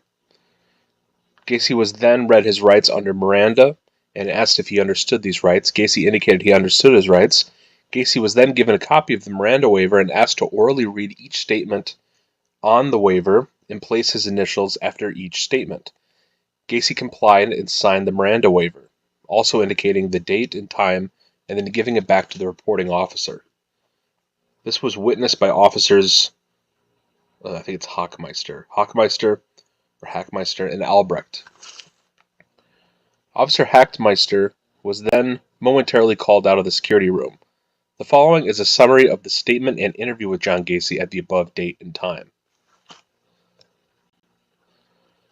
Gacy then started speaking to reporting officer and stated he knew it was all going to be over, to something over, since he spoke with his attorneys the night before. Gacy asked if we had been in the crawl space. Reporting officer answered affirmatively to Gacy. Gacy then said that was what the lime was for. Reporting officer asked him what was the lime for. Gacy replied the lime was for the sewage dampness, something like that. He then hesitated and said, "What we found there." That's the actual quote. Gacy then said he has 4 Johns and he doesn't know all of the personalities. Reporting officer asked Gacy how many bodies are in the crawl space. Gacy replied he wasn't sure how many bodies were in the crawl space. Reporting officer then asked Gacy about the boy from Nissan, if he was in the crawl space. This is Robert Peast. Gacy said no, he's not there. That he would have a hard time pinpointing where he is, but he could find it.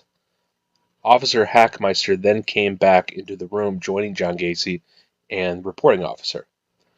As Officer Hackmeister entered the room, Gacy looked at Hackmeister and said to him, "David, I want to clear the air.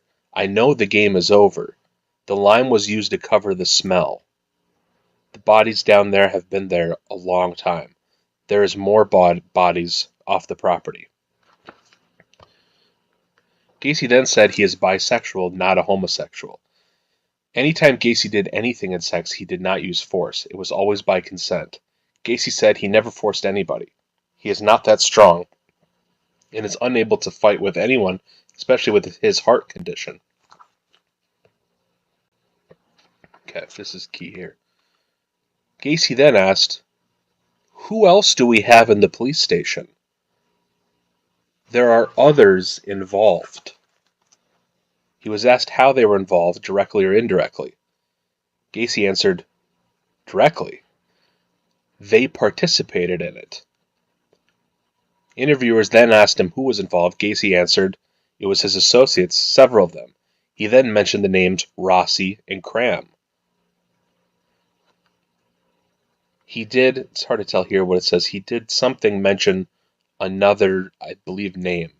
So it could be not mention another name, or he did mention another name. Gacy asked us if Cram was there now. Before being able to answer Gacy, he asked how we knew the bodies were in the crawl space. We answered Gacy by saying that these 2 officers had not seen the search warrant. Gacy then looked directly at the reporting officer and said, "Mike, you know I won't be in jail very long. I won't spend a day in jail for this." When asked to elaborate on what he meant by this statement, Gacy just shrugged and did not say anything further. Officer Schultz entered the room with Gacy and Officers Hackmeister and Albrecht and asked Gacy if he wanted to speak with us. Gacy answered Schultz by saying there was a lot he wanted to say to us.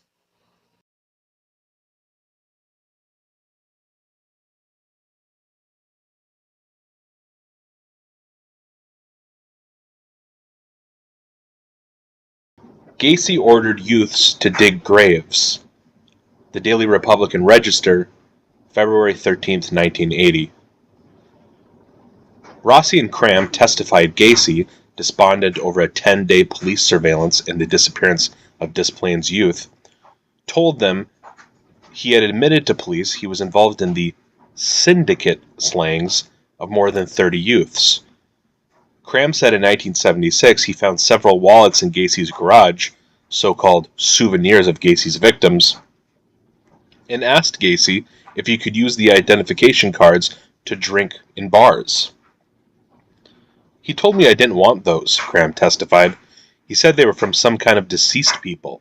It had something to do with setting people up for the crime syndicate." Citation 90. Murder suspect Gacy acted alone, official says.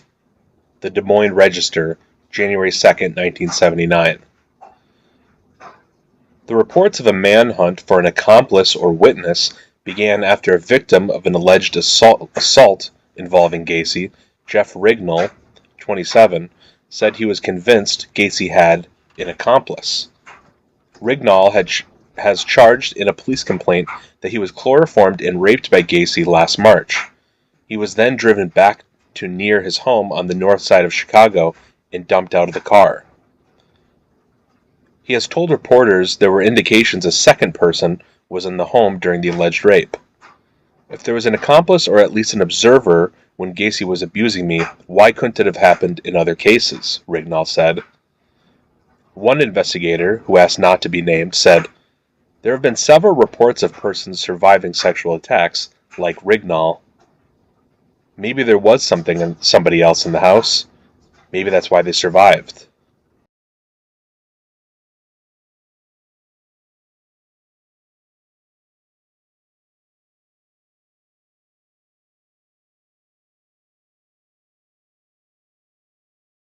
Chicago police may have passed over crucial clues in the mass murder investigation. Details on these stories and others next on Eyewitness News. A $6 million lawsuit has been filed against mass murder suspect John Gacy. Parents of slain teenager John Butkovich hope to be awarded proceeds from any publications about the Gacy case. They also want any funds from the alleged killer's contracting firm.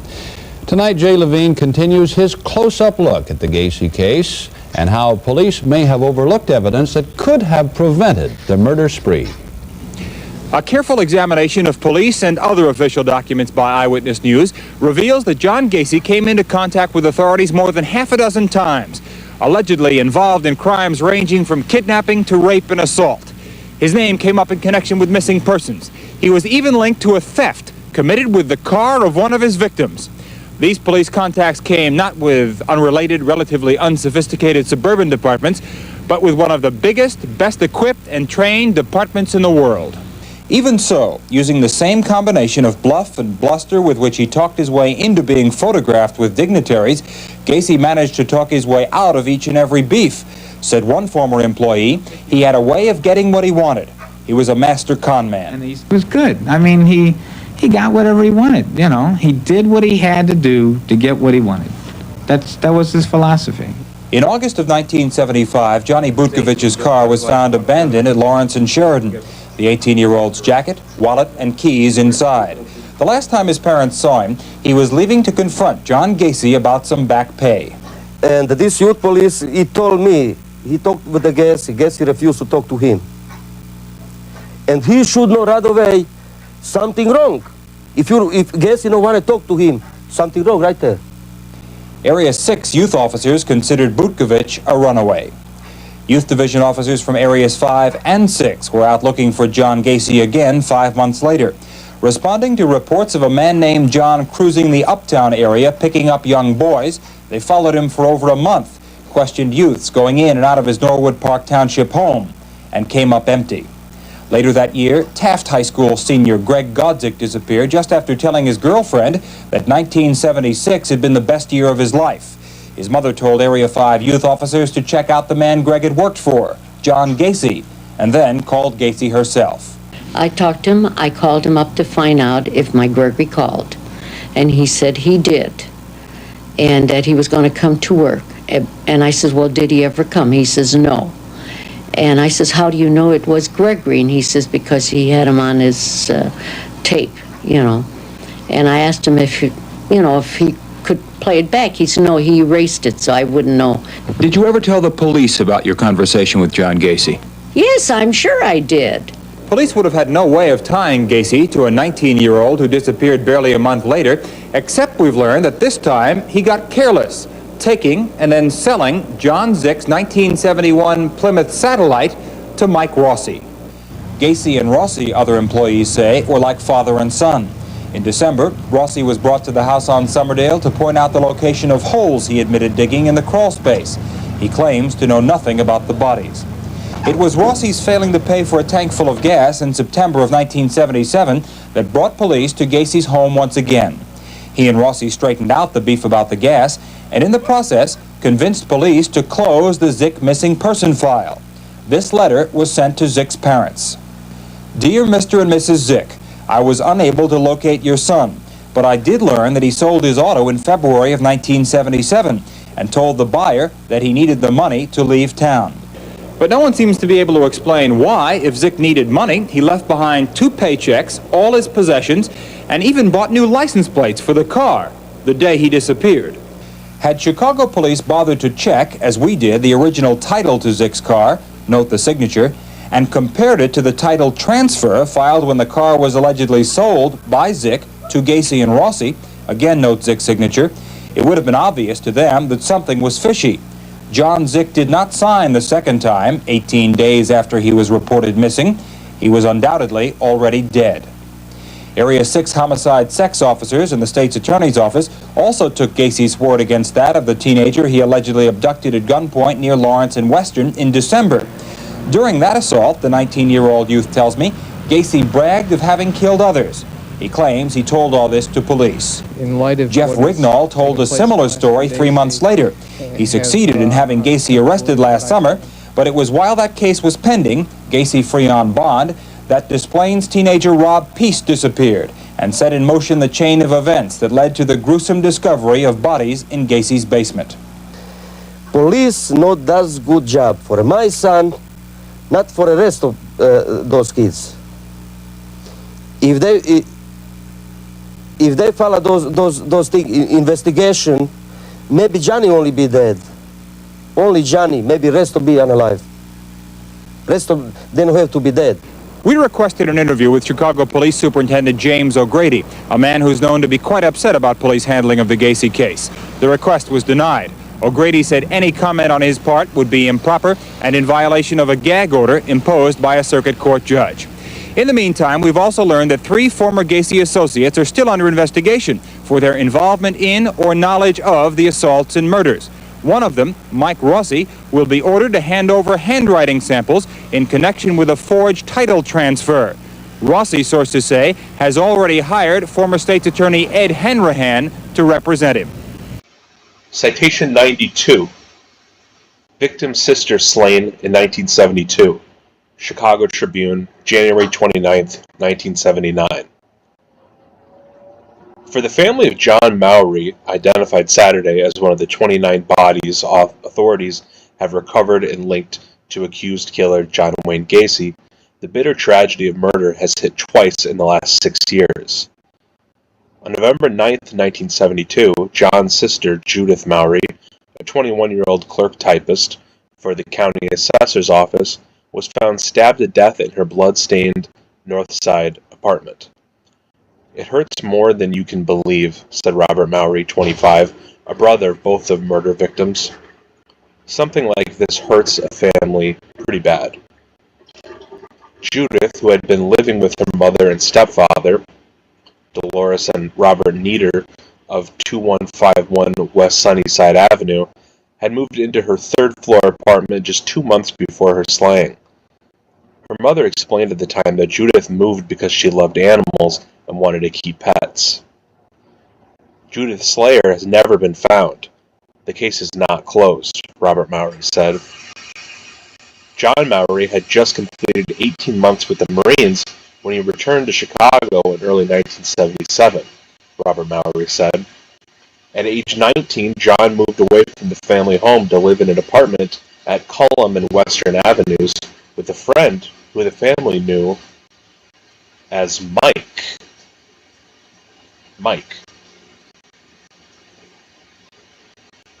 He had only been out of the service a couple of months when this happened, Robert Mowry said. He left his apartment and stopped by the family's house to say he was going out for the night. He didn't say where he was going. He never did. The family did not hear from John Mowry again. They reported him missing on September 25, 1977. When they heard of John Wayne Gacy, John Mowry's dental records were sent to authorities. On Saturday, Mowry was identified as one of the bodies uncovered from the crawl space beneath Gacy's home. Citation 93. Boys Enter the House. The Victims of John Wayne Gacy and the Lives They Left Behind, by David Nelson. The Bowmans weren't the only family to have a double tragedy in their history. John Mowry, then only 14, had discovered the body of his sister, Judith, after he'd been sent to her apartment to check on her in November 1972. He found her on the floor of her living room, stabbed to death with 3 puppies huddled against her. The murder undoubtedly affected John, who later joined the U.S. Marines after graduated from Amundsen High School. When he returned, he got a job at a bank and took accounting classes at nearby Truman College in Uptown. By September 1977, he had moved into an apartment on Cullum Avenue with a friend only known as Mike. John Mowry was last seen in September 1977, leaving his mother's home on Sunnyside Avenue for his apartment on Cullum, a short walk away. He shared this apartment with a roommate the family knew only as Mike. 2 female friends of John Mowry contacted Steve Becker and Robert Stevenson to tell them about their interactions with Mike leading up to and after Mowry's disappearance. 2 days before his disappearance, Mike, who had moved into the apartment less than a week before Mowry's disappearance, had been heard telling Mowry about a man he wanted him to meet. The last time one of these friends spoke with Mowry, he answered the phone and told her there had been an accident. One of his 2 dogs had been hit and killed by a car. After not hearing from Mowry for several days, one of the female friends and a cousin went to his apartment. Mike, the roommate, told them that indeed one of the dogs had been killed and that Mowry had left his keys and groceries on the counter. Mike even asked if the girls wanted Mowry's other dog. Later, when the girls were shown a picture, they confirmed the roommate had been none other than Michael Rossi. Back in the 1970s, they made a rhyme out of his name, which they still recall today, Bossy Rossi. Most ominous of all, Mike made a damning comment regarding a place he knew with a lot of dead bodies that even the police did not know about. The women reported this to police, though nothing ever came of it. Witnesses shed new light on John Wayne Gacy murder, suggest he had accomplice. MSNBC, February 17, 2012. Becker and Stevenson said they recently spoke with 2 women and a man who knew Mowry. According to their accounts, a man who knew Gacy moved into Mowry's Chicago apartment 3 days before Mowry went missing. The day after Mowry disappeared, the 2 women went to his apartment looking for him.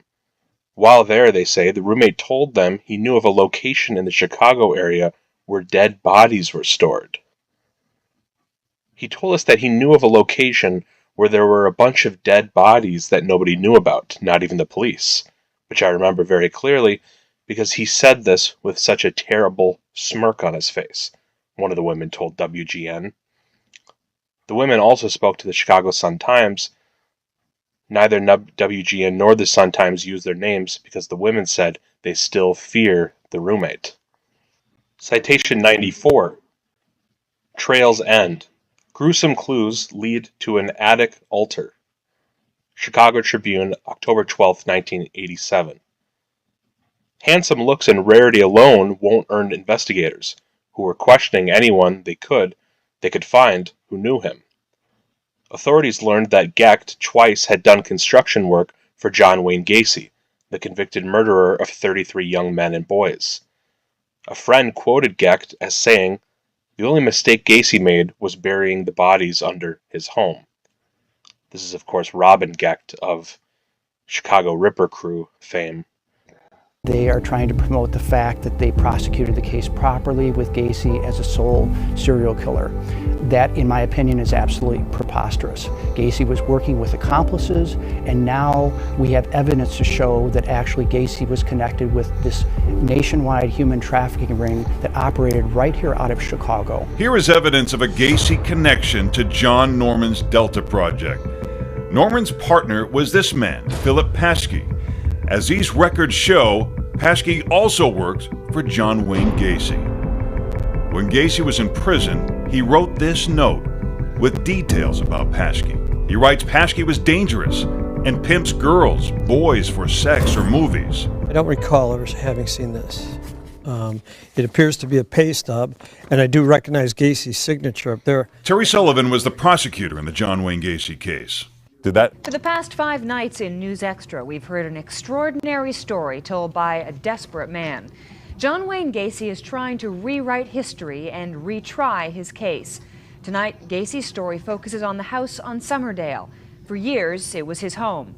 As Channel 2's Walter Jacobson is here to tell us, it is the center of Gacy's case and all of his alibis. Walter?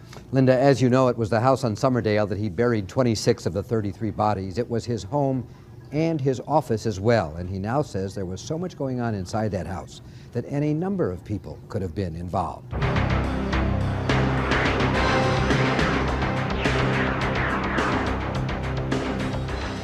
See, there's a misconception of what the house on Summerdale is. It's not a house where you work 9 to 5 and come home, and it's like a house where you live in. The living room was the private office section. One of the bedrooms was a terrarium.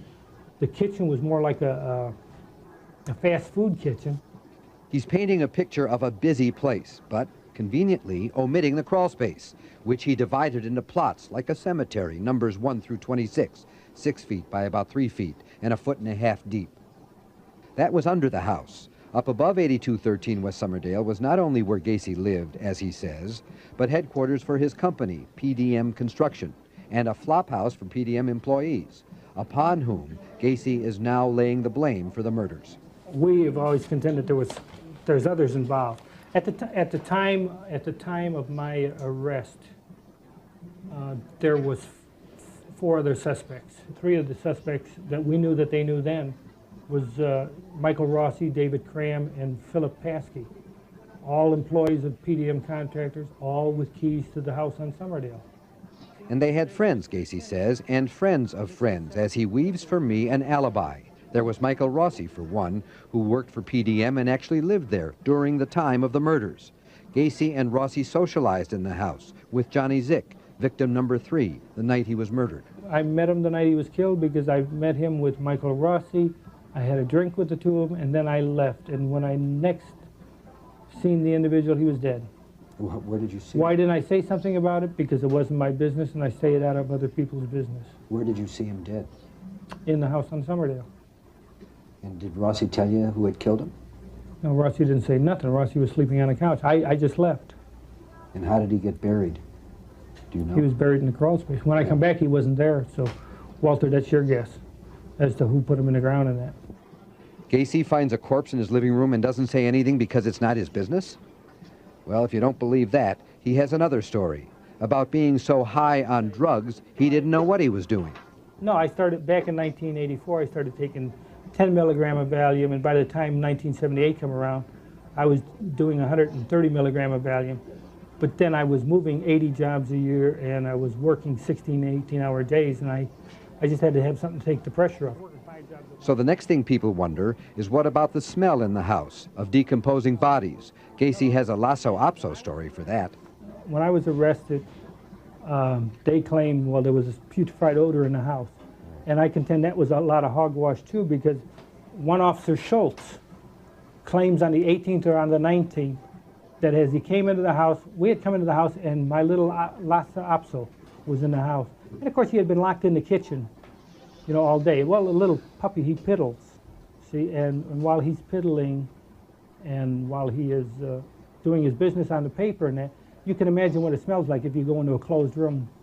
And when the heat came on, as soon as the heat came on, it'd give you, that strong feces odor. Or if not the dog, maybe just the house itself. How about the sump pump?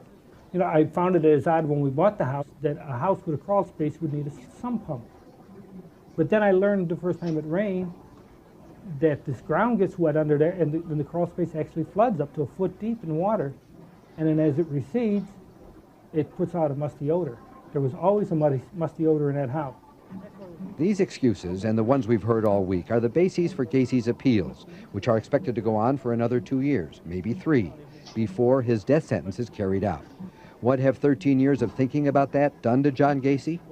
Nothing, he says, nothing at all. I'm just as lovable and jokeable as I was back then. You know, I don't sit around worrying about the death penalty or things like that, no.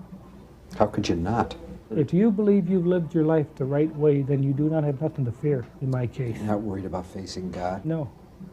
I'm fairly comfortable with him. I've been at the Catholic services, I'm the server for the priest for the last 10 years. I have no qualms about doing that.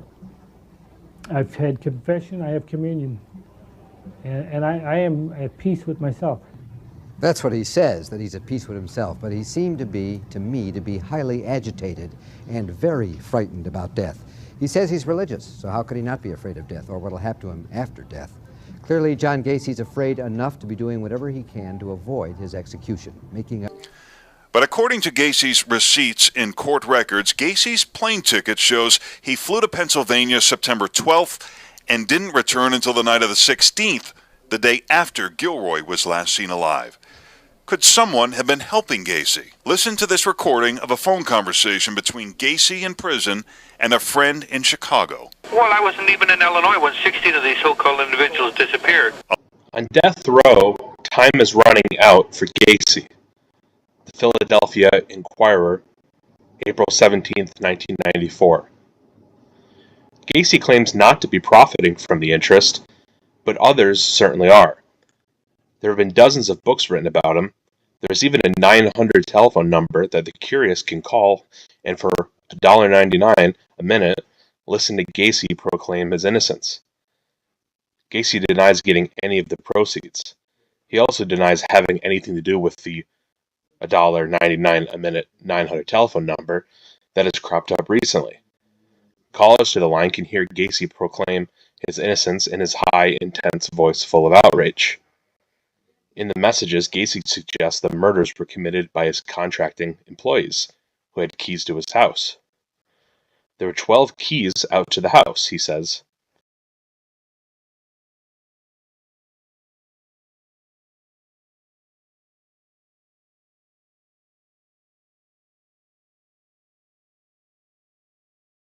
What's happened today? I mean, rings and jewelry and shit, that don't mean nothing. Not rings and jewelry. None of that stuff belongs to those people. I mean, even if it did, there's people. Well, if you read Mr. Gacy 2, right? If you had a copy of Mr. Gacy 2, it would tell you right on the inside there's a federal filing in there, and in that federal filing, we are asking the federal court for the state to produce the so-called confession. For years and years and years, they said I confessed to crime. Now we've demanded that they reproduce it, or produce it at all, in either video, in either typewritten, signed, tape recorded. I don't give a fuck how you produce it. There is no confession. We're also demanding that we get a copy of all the autopsy reports. Can you believe there's 33 victims and only one autopsy? No, I can't. Newton, bring that goddamn cord down to him. That's crazy. Why? Because they don't want me to see him. We proved it. Pull that cord down so Zabel gets it next, right? Plus a lot of people had keys to the house and shit. Well, aside from the 12 keys, we already know that Rossi, Cram, Pansky, and Norman were involved in the case. And you know something what's funny? These son of a bitches know it too. And what does Cozen's Act do? Well, we believe John Gacy may have killed 10 or 15 more. It goes on Joan Rivers' show. Yeah. I figured you cocksucker. They're trying to bury you. No, they're trying to make a name for himself. He could amount to nothing. He was an asshole as a police commander. I heard he got rid of him. I heard rumors John Gacy built other homes in other areas. He could have buried bodies there too. I mean, they're talking all about it. Well, goddamn it. I built over 40 drugstores in Chicago alone. No kidding. All over the city. I've got licking bars. But I'll give you 10 grand if you can find any bodies in any of them where I had something to do with them. But then I would give you 10 grand for the Summerdale house because I never thought there was a body there. No kidding. No. I took true serum. Like you went on vacation too one time? Something happened or? Well, I wasn't even in Illinois when 16 of these so-called individuals disappeared. And you know, they've never really laid the date down as one of these individuals died or disappeared. Yet they won't show that they're linked to the other people involved. Rossi lived with you too. Huh? Rossi lived with you. So is David Cram. David Cram, Rossi, and Pansky all had keys to the house. In fact, they used the house when I wasn't in town. None of them got locked up. Nope, they're still free. Unbelievable. Citation 99 is an article written by Stephen W. Becker entitled Human Trafficking, Homicide, and Current Prevention Efforts in the United States of America, as featured in a broader collection of scientific studies and articles from October 2022. In August of 1977, Paskey was fired from his summer job at a city swimming pool after his connection with the Delta Project was exposed. The Chicago Tribune published a full article about Paskey's dismissal, along with his mugshot, describing his collaboration with Norman in the human trafficking operation. Quote, a convicted thief and close associate of the leader of a nationwide human prostitution ring was fired Monday from his city job as children's supervisor at a fire department swimming pool, end quote. After Norman's release from prison, he was again arrested on June 16, 1978, for additional sexual crimes with teenage boys. On this occasion, the police seized between 50,000 to 100,000 indexed file cards. John Wayne Gacy was arrested on December 21, 1978, just 6 months after Norman's latest arrest. Gacy's trial was conducted during the term of Cook County State's Attorney Bernard Carey. Moreover, Philip Paskey was listed as a witness on the state's discovery disclosures, as well as a possible witness for the defense. It was not until 2016 that the author, in connection with his investigation into the whereabouts of Michael Marino, who had been misidentified as body number 14 in Gacy's crawl space, learned that Philip Paskey, who was John Norman's second in command and operating the Chicago-based Delta Project, had been employed by none other than John Wayne Gacy himself in Gacy's PDM contractors business. There are payment checks, time records signed by Gacy, and business ledgers to prove this fact. In addition, Gacy provided the following handwritten description of Paskey, whom he identified as a former employee. Has apartment, lives with a prostitute, which he pimps off. Deals in drugs hard and sex for money. White slavery. I believe he was bisexual, but unknown to me. Deals in drugs, takes hard drugs, smokes pot, pimps girls, boys for sex or movies, and has been at my home.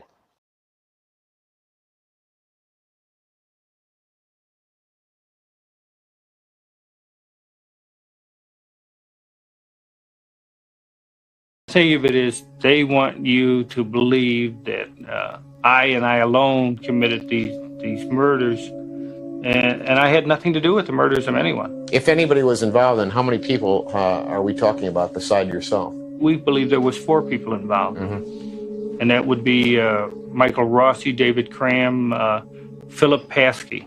Both Rossi and Cram denied any knowledge of Gacy's murders or of any of their involvement in anything. Phil Paskey was from Chicago. He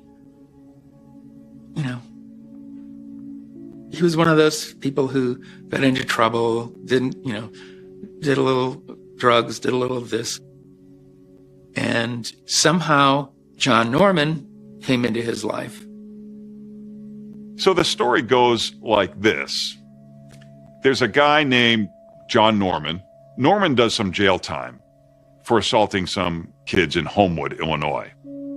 While he's in the Cook County Jail, using the jail printing press, he creates this newsletter, the Delta Project, this sex trafficking ring that's going to men who want to have sex with boys.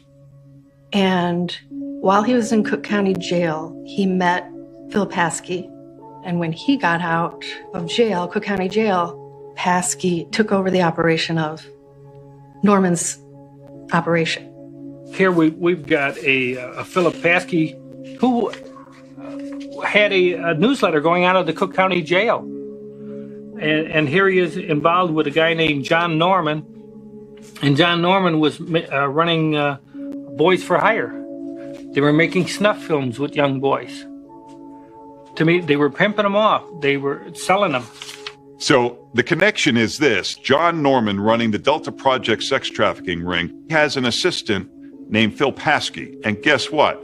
Phil Paskey works for John Wayne Gacy. Citations 101 and 102 come from the website of the fantastic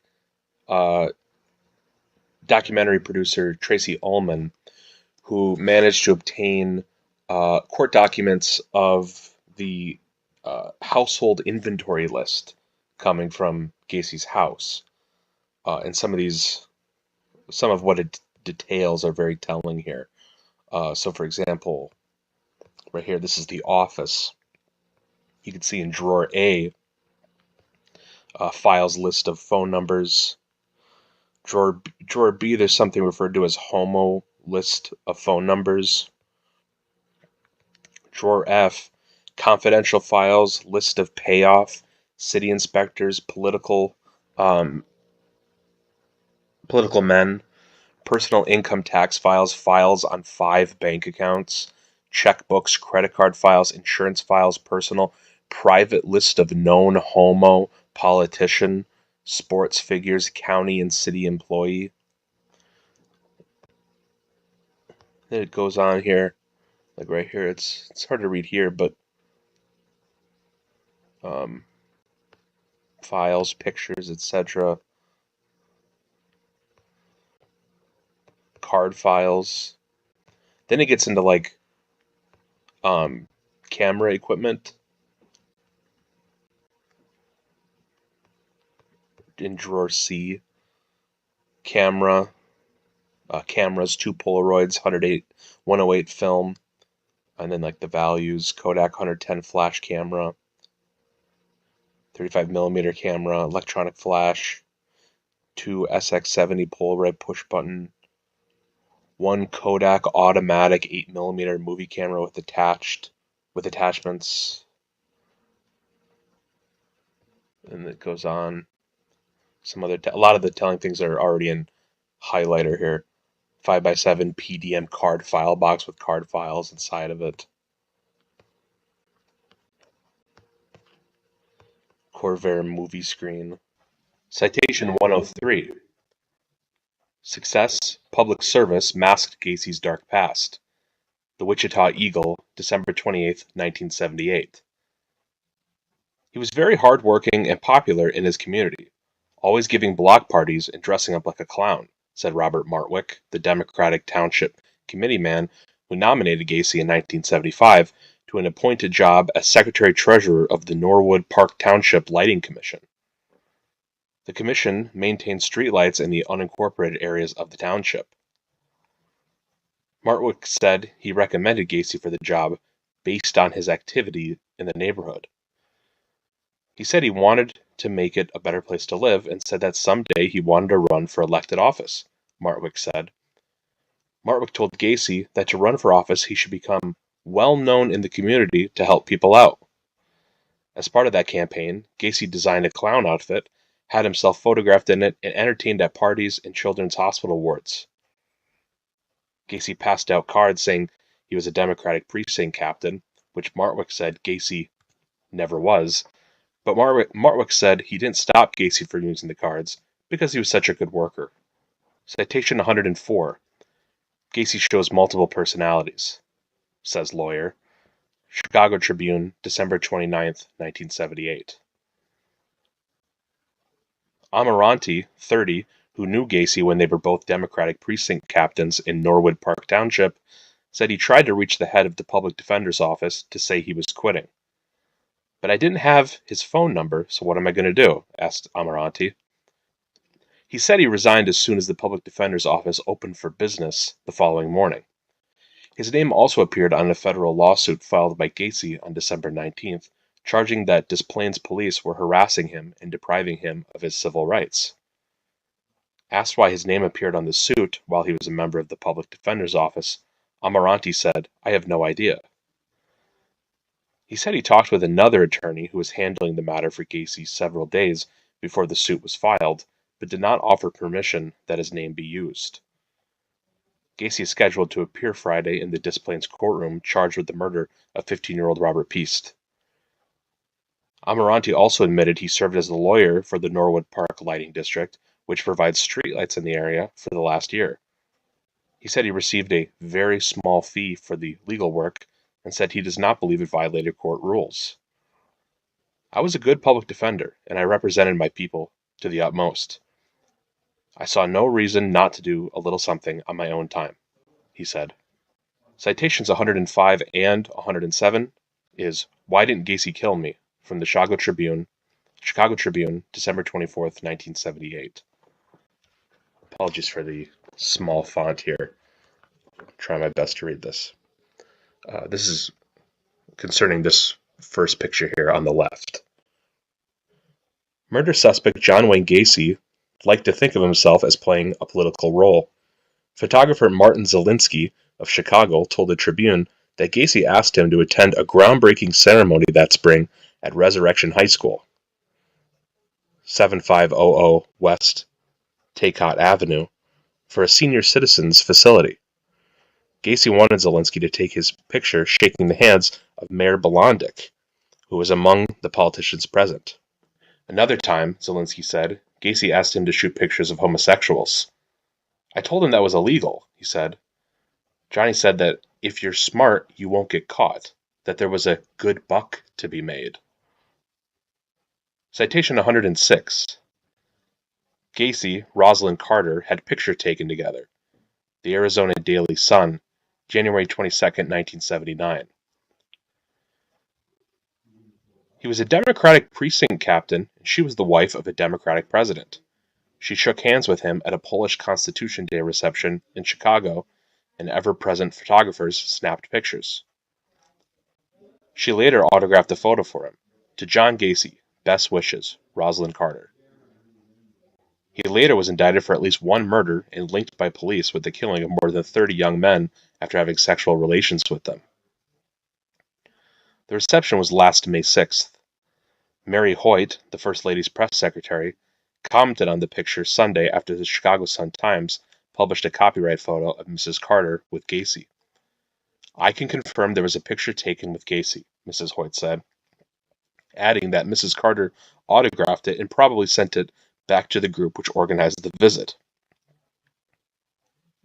She said there may have been a dozen pictures taken that day, with people involved in the celebration, and Gacy, a Democratic precinct captain, was among them. The picture shows Gacy wearing a big S on his lapel, indicating he had been given security clearance. Mrs. Hoyt said it was an amazing coincidence Mrs. Carter had shaken Gacy's hand. A Secret Service spokesman would offer no comment except to say he was looking into the matter. We went into a reception for Mrs. Carter after the program, at which time pictures were taken with the parade officials, Mrs. Hoyt said. Mr. Gacy was a parade director. There were 50 to 75 people there, including Governor James Thompson and Mayor Michael Blondick. When Mrs. Carter returned to the White House from Camp David Sunday afternoon, a reporter asked her about the picture. She looked surprised and indicated she was not aware of it. Mrs. Carter also was photographed with the Reverend Jim Jones of the ill-fated People's Temple group during a campaign visit to San Francisco in September 1976. Jones, who died along with more than 900 of his followers in Jonestown, Guyana, provided some 750 people for the San Francisco campaign rally, according to earlier news accounts. And here's the picture here with Gacy and First Lady Rosalind Carter.